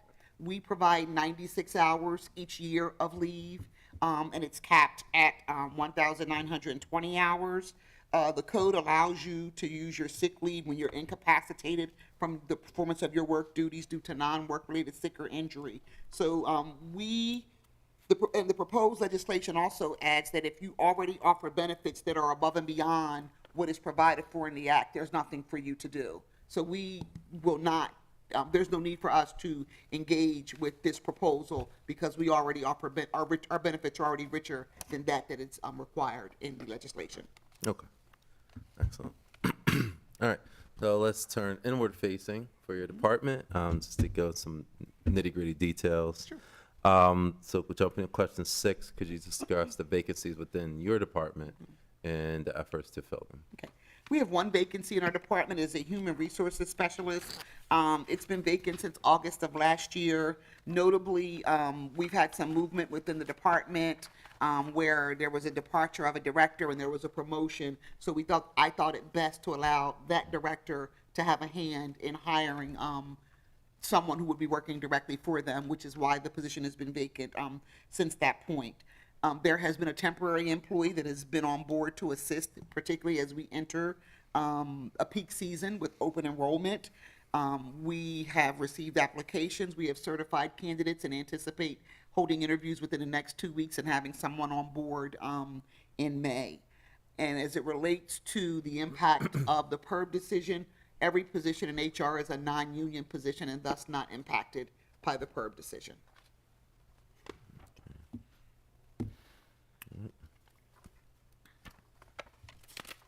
Move to the next question regarding any proposed position changes within your department. Certainly, there were two proposed, there were two changes in the department. LMB highlighted the one where the human resources specialist, there was a GL account code change, and that won't be squarely under the benefits division, but there is an addition of a payroll manager. That's a new position in this particular fiscal year, and that person, that position will be the system administrator for Munis. They'll lead our payroll efforts, they'll lead training, and they'll also backfill with processing payroll as needed. Okay. All right.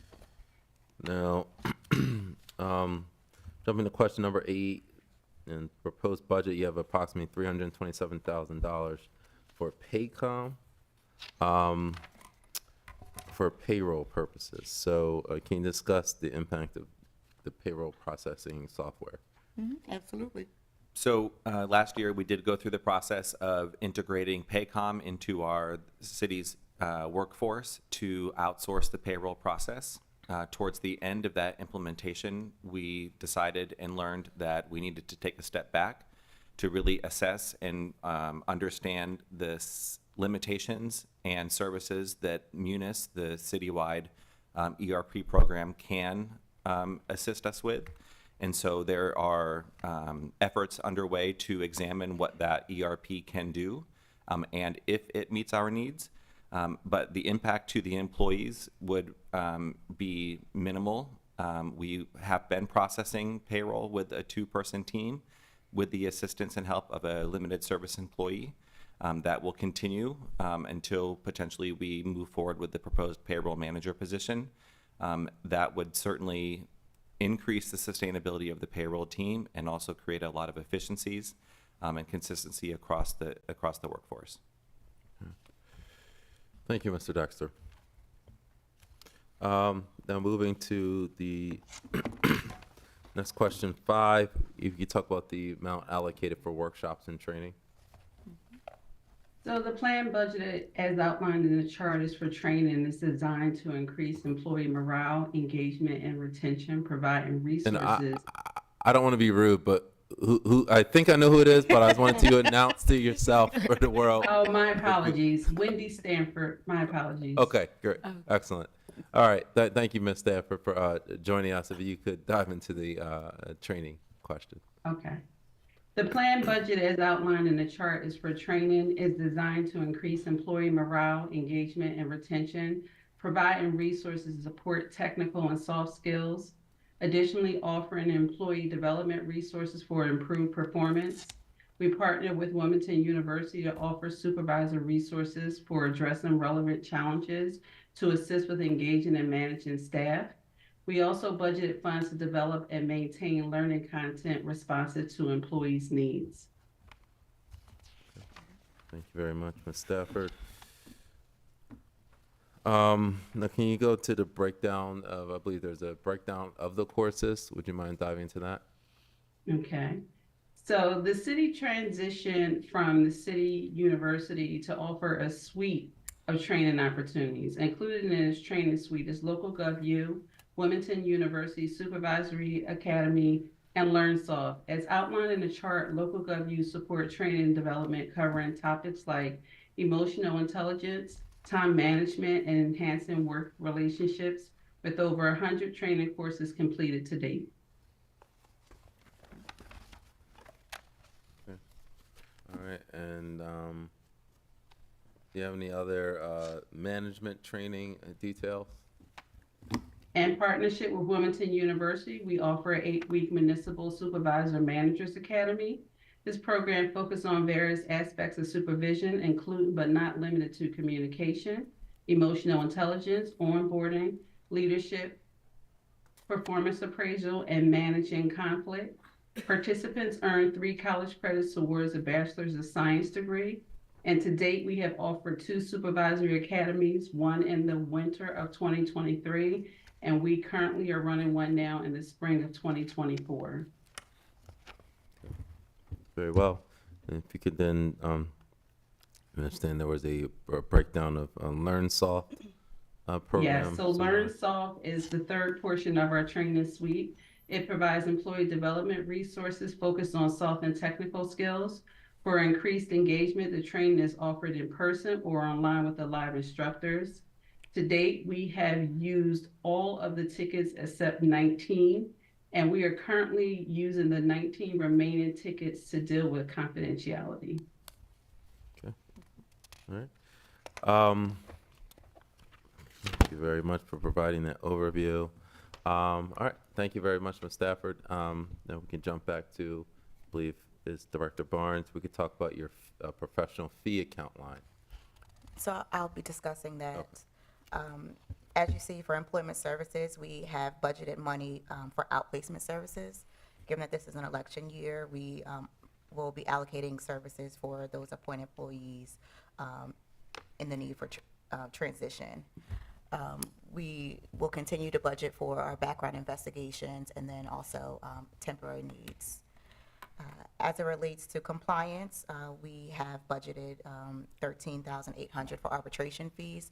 That's a slight increase, not much from last year, and that's just as a result of an increase in fees through the association that we're required to go through.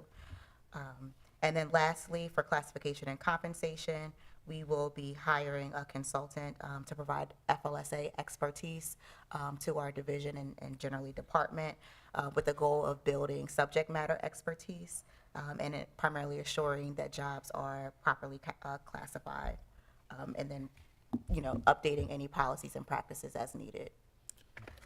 There are no reoccurring one-year agreements. And jumping to question 11, could you discuss the food and trophy award account grouping? Okay, this is where we have our Take Our Children to Work Day, an opportunity to showcase the work performed by city employees. We acknowledge the tireless work of our administrative professional staff, and we recognize employees' years of service by launching a new program designed to engage employees with an opportunity to select an award honoring their years of service. Okay, all right. Thank you very much for that overview. Jumping to the risk management fund. Can you discuss the $4.8 million insurance account grouping? This is approximately $600,000 increase over last fiscal year. Absolutely. So you'll see in the that insurance account grouping, the liability coverages, whether it be fire, legal defense fund, motor vehicle, all of the various coverages that we have, and you can see them listed on the chart. Excuse me. It is up $600,000 over last year. A good bit of that is the increase in legal fees as outlined in the opening presentation. The law department has indicated that there are several lawsuits that they anticipate going to trial that outside counsel is being used for. The insurance lines are either premiums or information that we've received from the actuary. And then finally, there is an increased amount in this budget in these lines to address the potential EMS services.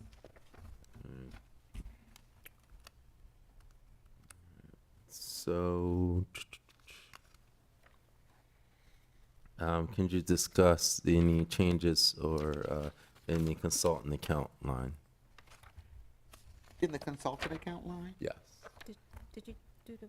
Oh, I don't Still think. more part. Oh, so I don't know if this jumps to then about the losses, the catastrophic coverage. Okay, yeah. So several years ago, we purchased excess liability coverage so that the city does not go naked into issues that we have, and we don't have to have large reserves to cover should we have a catastrophic loss or a significant lawsuit.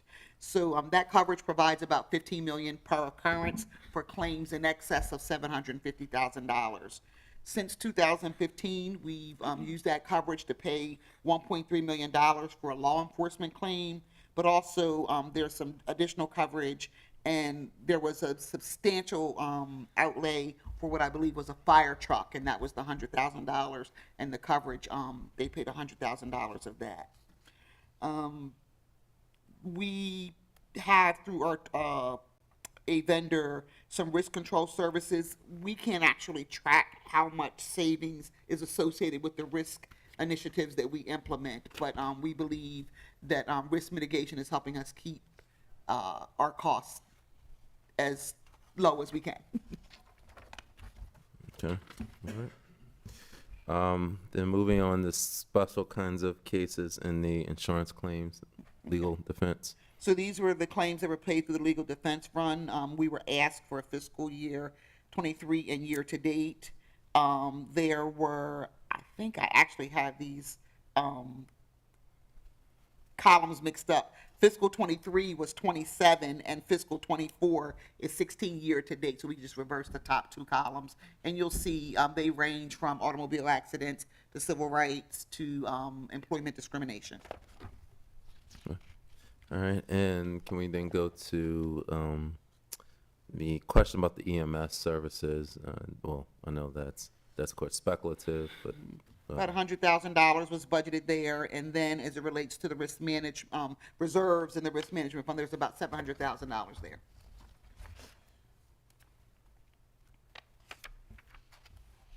all right, well,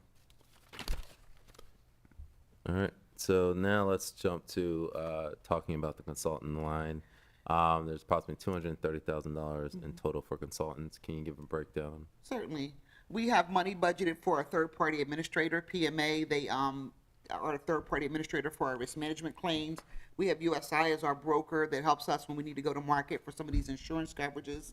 And then we also have a percent that we have to budget for any excess claims, as well as the actuary that we use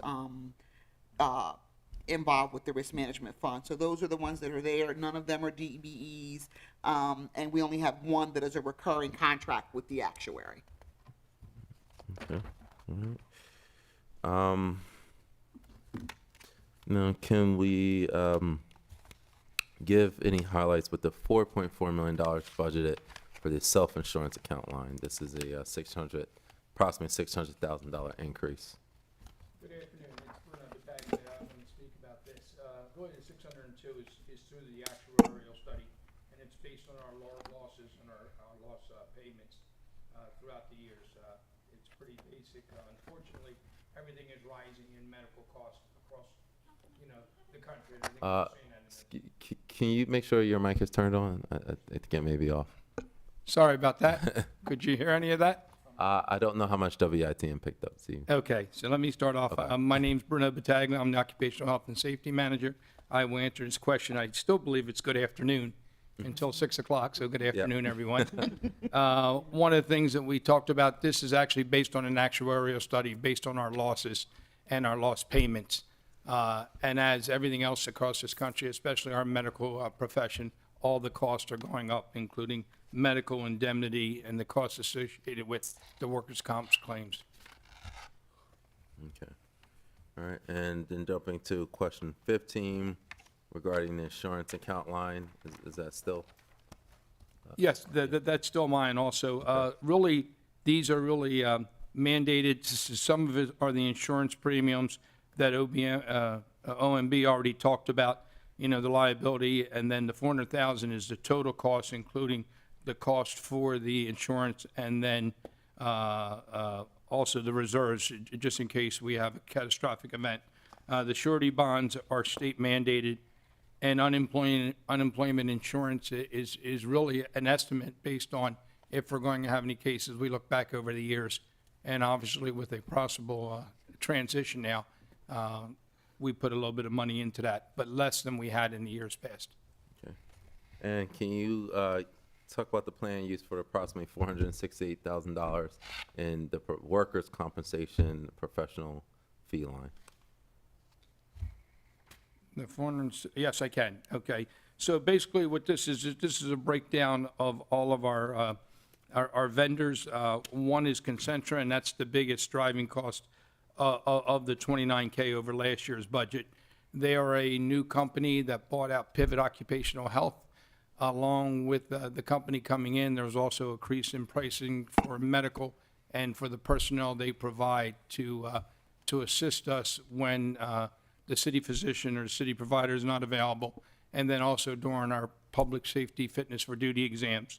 Our city physician also, by contractual agreement, is due a 5% raise, and that's based on that.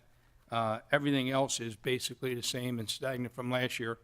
One of the things you'll notice is that we have one DBE, and that is our city medical provider, Jackie Jo Lindo, and we have two reoccurring one-year contracts out there, and that's with Concentra, because we like to keep our options open in case we can find someone that is more competitive in the field.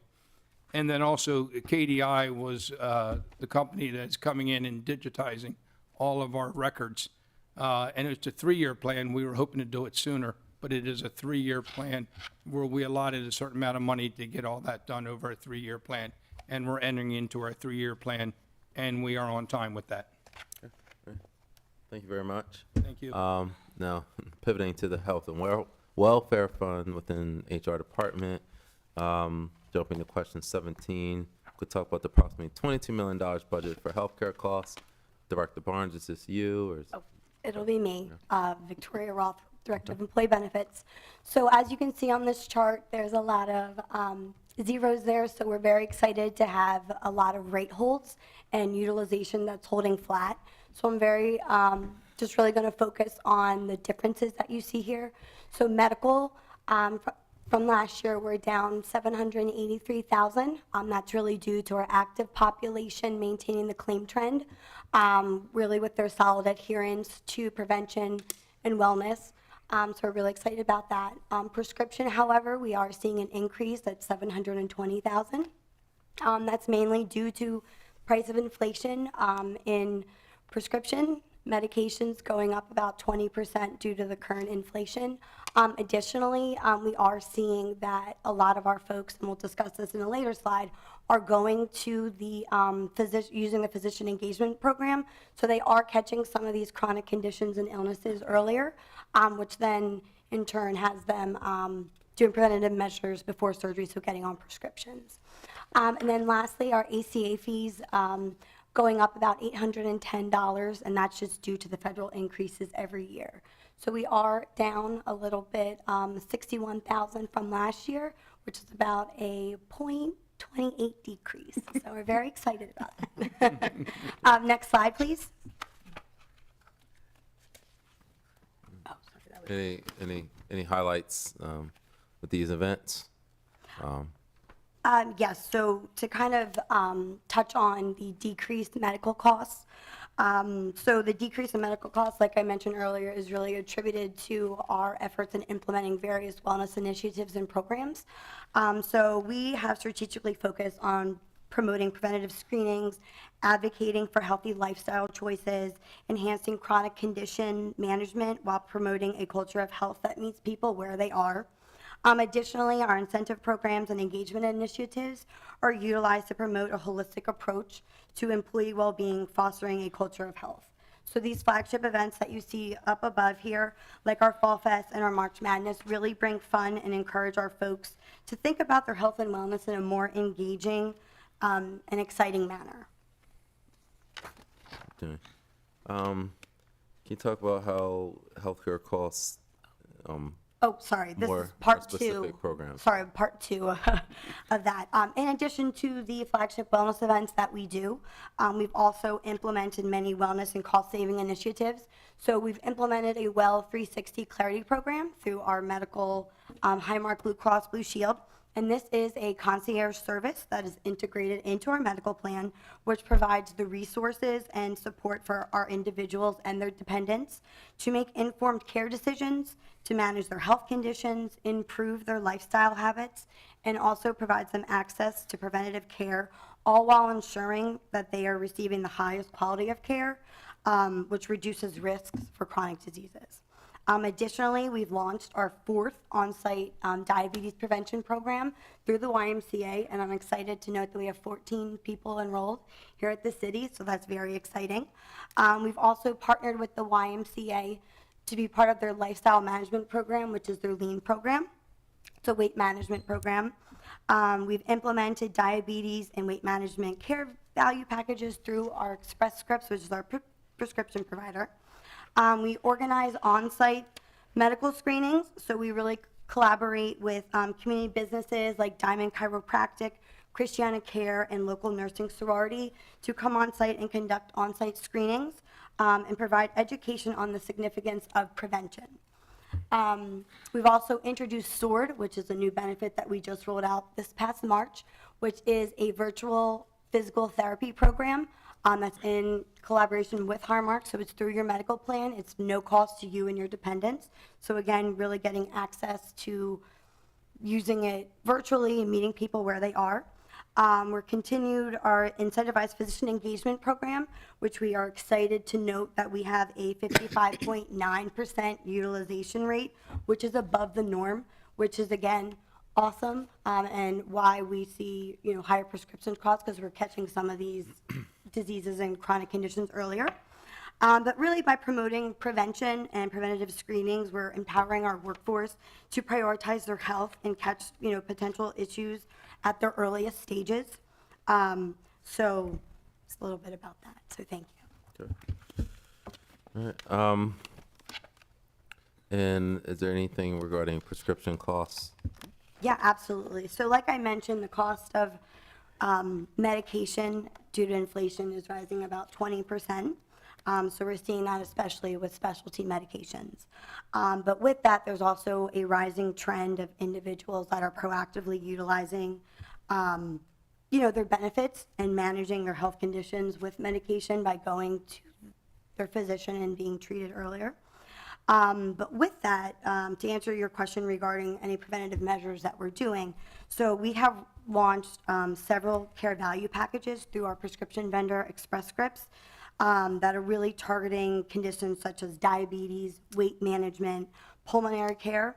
And these packages really aim to provide tailored support and resources to our employees and their dependents, helping them better manage their conditions, as well as potentially reducing the need for costly medications over time. Okay. Thank you very much, Ms. Roth. Jumping to question 18, if we could talk about just any highlights with the professional fee account line. Yeah, absolutely. So our Omega Benefits, that is our benefits website.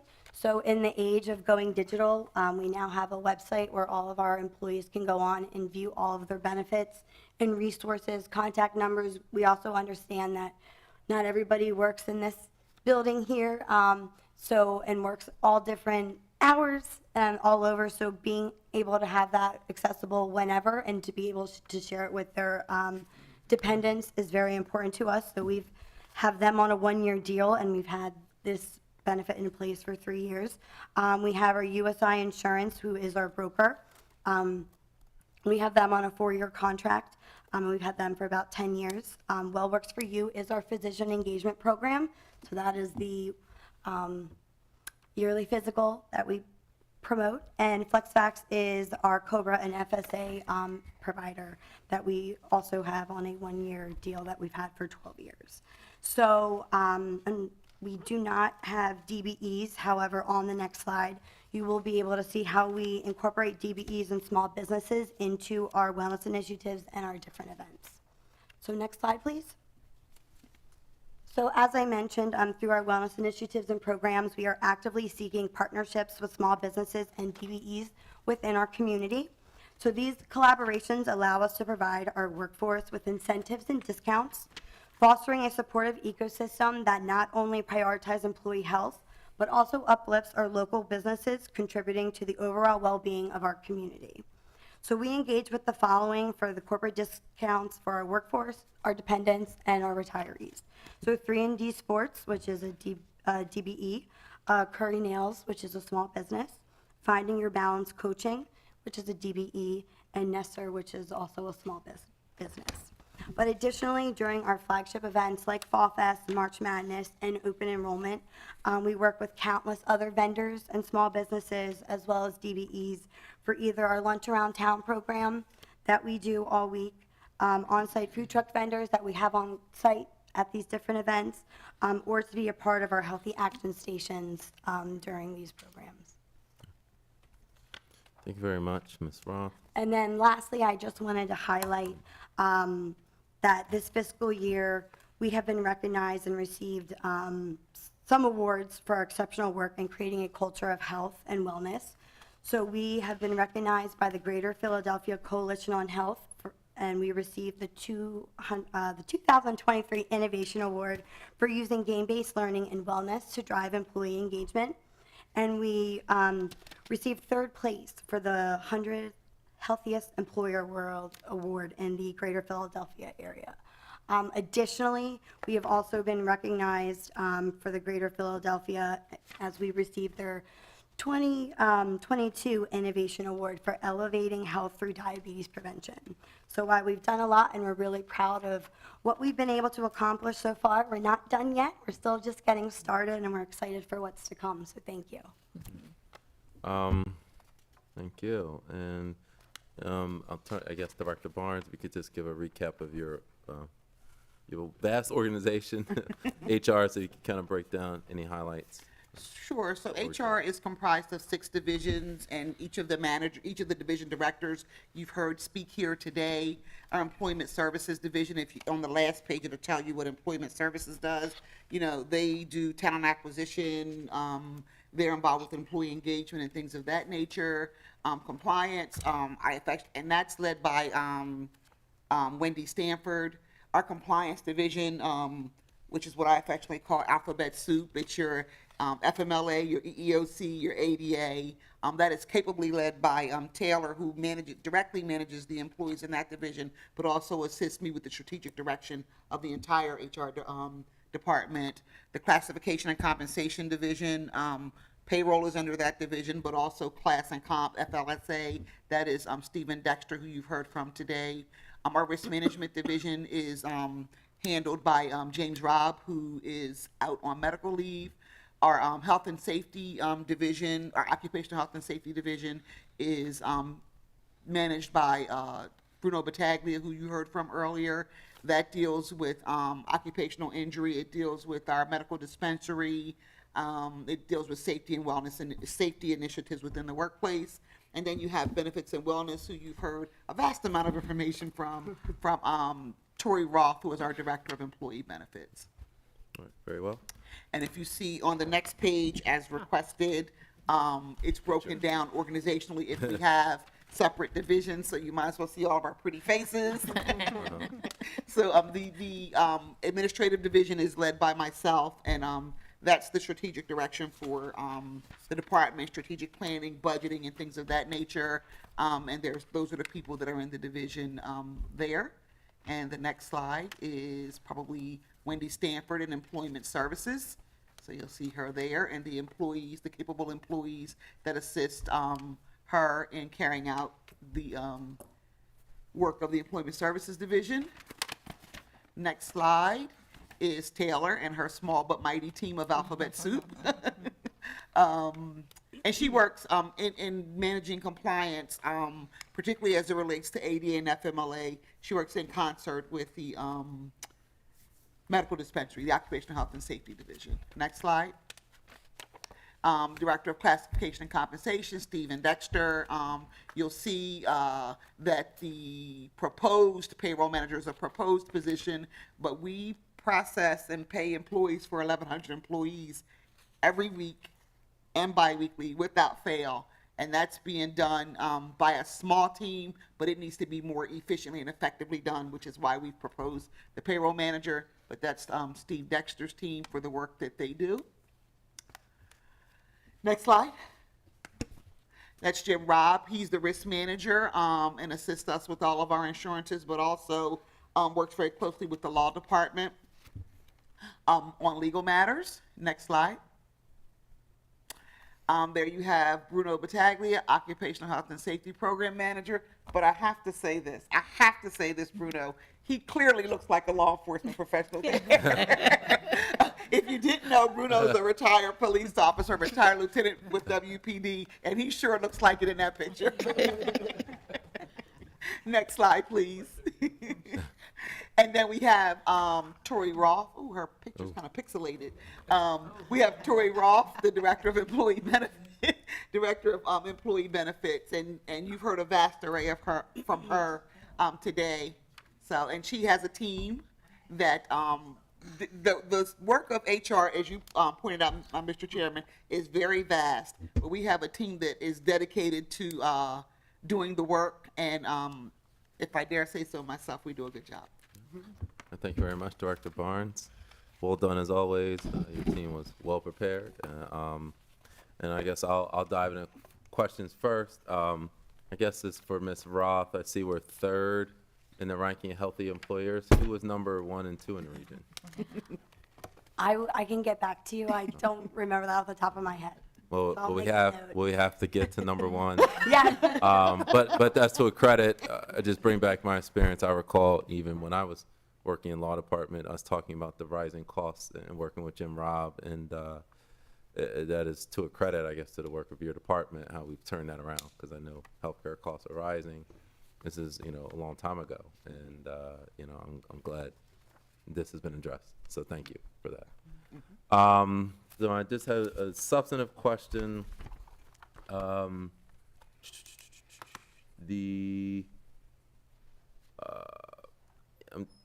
About the insurance fund. Is it still Travelers? Is Travelers still the excess coverage employer? Yes. Okay. All right. And just lastly, in regard to any fiscal impact with mental health, I know you talked about mental health services, more funds. I understand that with broad strokes, we're not sure what it looks like. So you've accounted for it in this budget, right? The accrued leave time, right? That's been accounted for? You mean for the mental health services that Yes. we would be providing? Yes, there's no fiscal impact if you're talking about the trauma Yes. leave. There's no fiscal impact associated with that. It would be, I guess, lost productivity. So there's not a financial impact. It would be the officer being off for those days that we would require them to be off. And last, I know there wasn't a specific question on this. I believe we probably addressed it in probably past 2 budget cycles about remote hybrid work. Are we now in a place where we have guidelines that are pretty straightforward going forward? Like, do we anticipate the hybrid work schedule regulations changing even going forward? Because because in the real world, we have employers who are now mandating some 3 days a week, some days 5 days a week. Is there a similar proposal on the deck for HR, or are we kind of status quo right now? What I will say is that the telework policy that was implemented during the pandemic still exists as of today. When it was implemented then, it was very clear that no position in the city is a fully remote position. So, and there's no position in city government that works exclusively remote unless there is a reasonable accommodation. And that has to go through and by the interactive process of the ADA that Ms. West manages. So there are positions that can work hybrid schedule. It is at the exclusive discretion of the department head, the employee, and the employee supervisor. They must have quantifiable work product that they can do while they are at home. But so there are some positions that do work hybrid. Not all departments permit their employees to work hybrid. Again, it is the exclusive discretion of the department head. Okay. But so in some, hybrid still is permitted. Hybrid, the policy is still in place. That is correct. All right. Thank you very much. I apologize for not including that question, and it's just always come up every year. We've had it, but I appreciate you making us know that. All right. Well, I will jump to other council members now, just to see if there's any questions. None on Zoom. Okay. And I would like to also recognize Councilmember Darby. She has joined us as well. I'll now turn it to public comment. Okay.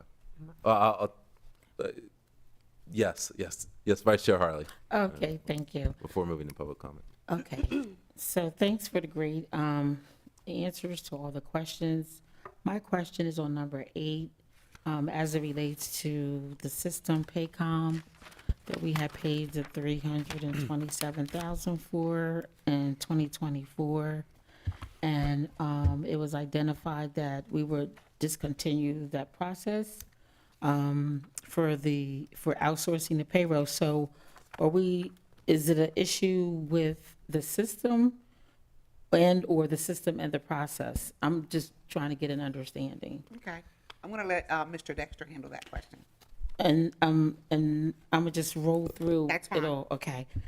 And then we basically stated that the 2-person payroll team will continue processing the payments, which is great. And then we mentioned how we believe that outsourcing is the best option. And then we mentioned it is going to require a more thorough examination and overhaul of the current ERP. What is ERP? So thanks for the question. The enterprise resource is what the ERP is, and so basically that's our main system to manage city government. All employment records, payroll, financials, budgeting, all of that takes place within the Munis platform. As we were going through the process to integrate and onboard Paycom, we had some concerns towards the end prior to the final testing to ensure data integrity and that they would go back and forth between both systems seamlessly. And we learned that our current system, Munis, doesn't have the full capacity to engage in that behavior to have a seamless integration with the data. Therefore, we decided to pause the project and really look at what the full system ERP is able to do and see if there are resources that we need to re-engage there first, as we also think about, is that the best solution for the city currently? And so while we do still believe outsourcing payroll is the best option, certainly from the perspective of the financial and tax implications and reporting through the IRS and Department of Labor, that liability would then rest with the vendor, not the city, with our small but mighty team.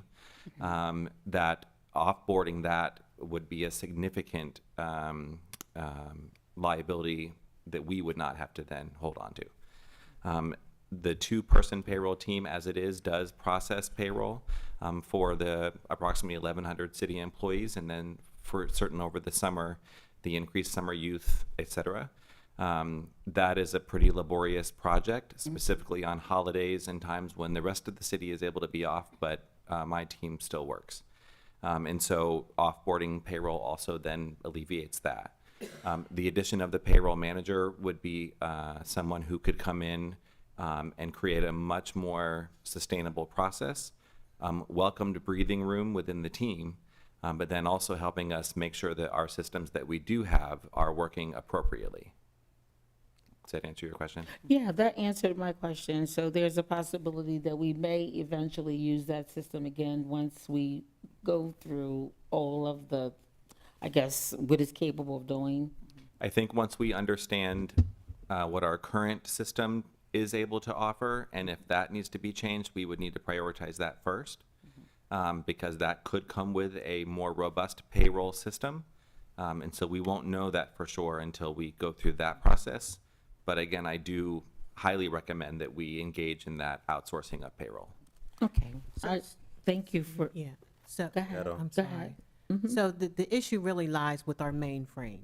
Okay. So it's not so much probably the software or Paycom, but we need to look at our mainframe and make some adjustments there before we can consider moving on with that outsourcing. Okay, and apparently lastly, that we wasn't able to identify that before we actually, made the purchase. No. Well, to clarify, we did not spend $327,000. Okay. That was not spent.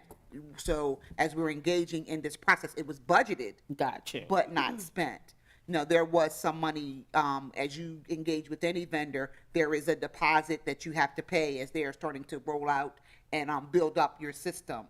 And there were commitments made that the systems could integrate. Commitments made on both the vendor and our side, that the thought was that they could integrate. But as we got to data testing and things of that nature, they did not. And it spoke to a larger issue, as the chief of staff just mentioned, the entire ERP. So there's no need to go through and move forward with, outsourcing payroll if you may need to change the very system that houses your budget, houses your financial, houses everything else that goes through the city of Wilmington. So let's deal with that first, and then deal with potentially outsourcing payroll. Okay, thank you. When, I know we're asked to hold the questions, so Oh, no I was worries. processing it, and I was just trying to understand, like, what happened, like, because I know we eliminated a couple positions because we thought it was going to do these great things, right? And then to find out that it didn't work the way we thought it was going to work, and I was just trying to figure out, like, what happened, and you explained it, everybody explained it very well, and I just hope that there was some learning opportunities there as it relates to systems, going forward, because there's, like you said earlier, there's a lot of things that are happening, new systems that are constantly coming out, and hopefully it was just a learning opportunity that as we move forward, there's some things that we will consider. Thank you. Thank you. I'd like to recognize Councilmember Cabrera has been with us. I apologize for the oversight. I didn't see you on the screen. I'd like to recognize her as well. And we do have a special guest with us. We have Delaware State Department of Health and Social Services Deputy Director Dan Walker, who is in chambers. So I hope we're picturing how government should work in terms of supporting health. So thank you for joining us tonight, Deputy Director. Now at this time, I'll turn it to public comment. Okay. All right. Seeing none, any final comments or questions from council? Okay. All right. Well, that I believe weren't many questions because this was very comprehensive. I appreciate your work as always. I say in the department you have probably the most prepared members present, and it's like a whole squad. So I appreciate your work as always, Director Barnes, and keeping us up to date. Any follow-up questions, of course, as always, please provide it to Ms. Bass Knight. I know especially around EMS, I know there's a moving target. So I probably there'll be some questions coming up in the next week or a few weeks about that. But of course, we'll get the question to you as soon as possible. All right. Okay. And of course, OMB, thank you, Mr. Hayford, and of course, Director Greco for joining us. And as always, I thank you, Wilmington, those at home and viewing online and here in chambers, as well as council staff and WITN for staying late night. As a kind of housekeeping matter, the next budget, well, actually the last budget hearing day is this upcoming Wednesday, May 1st. That is at 4:30 p.m. We do have will be Wilmington Police Department, then followed by Wilmington Fire Department, and we'll receive some more details about the EMS department we have heard about. As always, please tune in to Channel 22 to watch online. You can watch it at WITN22.org. And our budget information and the follow-up data and questions and the answers to the questions will, as always, are on our City Council website at www.wilmdebudget.org. And this time, I'll entertain a motion to adjourn. All right. Is there a second? All right. I will second. And properly moved and seconded. All is in favor? All right. Any opposed? All right. Thank you so much. And we'll look forward to seeing everyone next Wednesday for the last day budget hearing. Thank you, everyone. Thank you.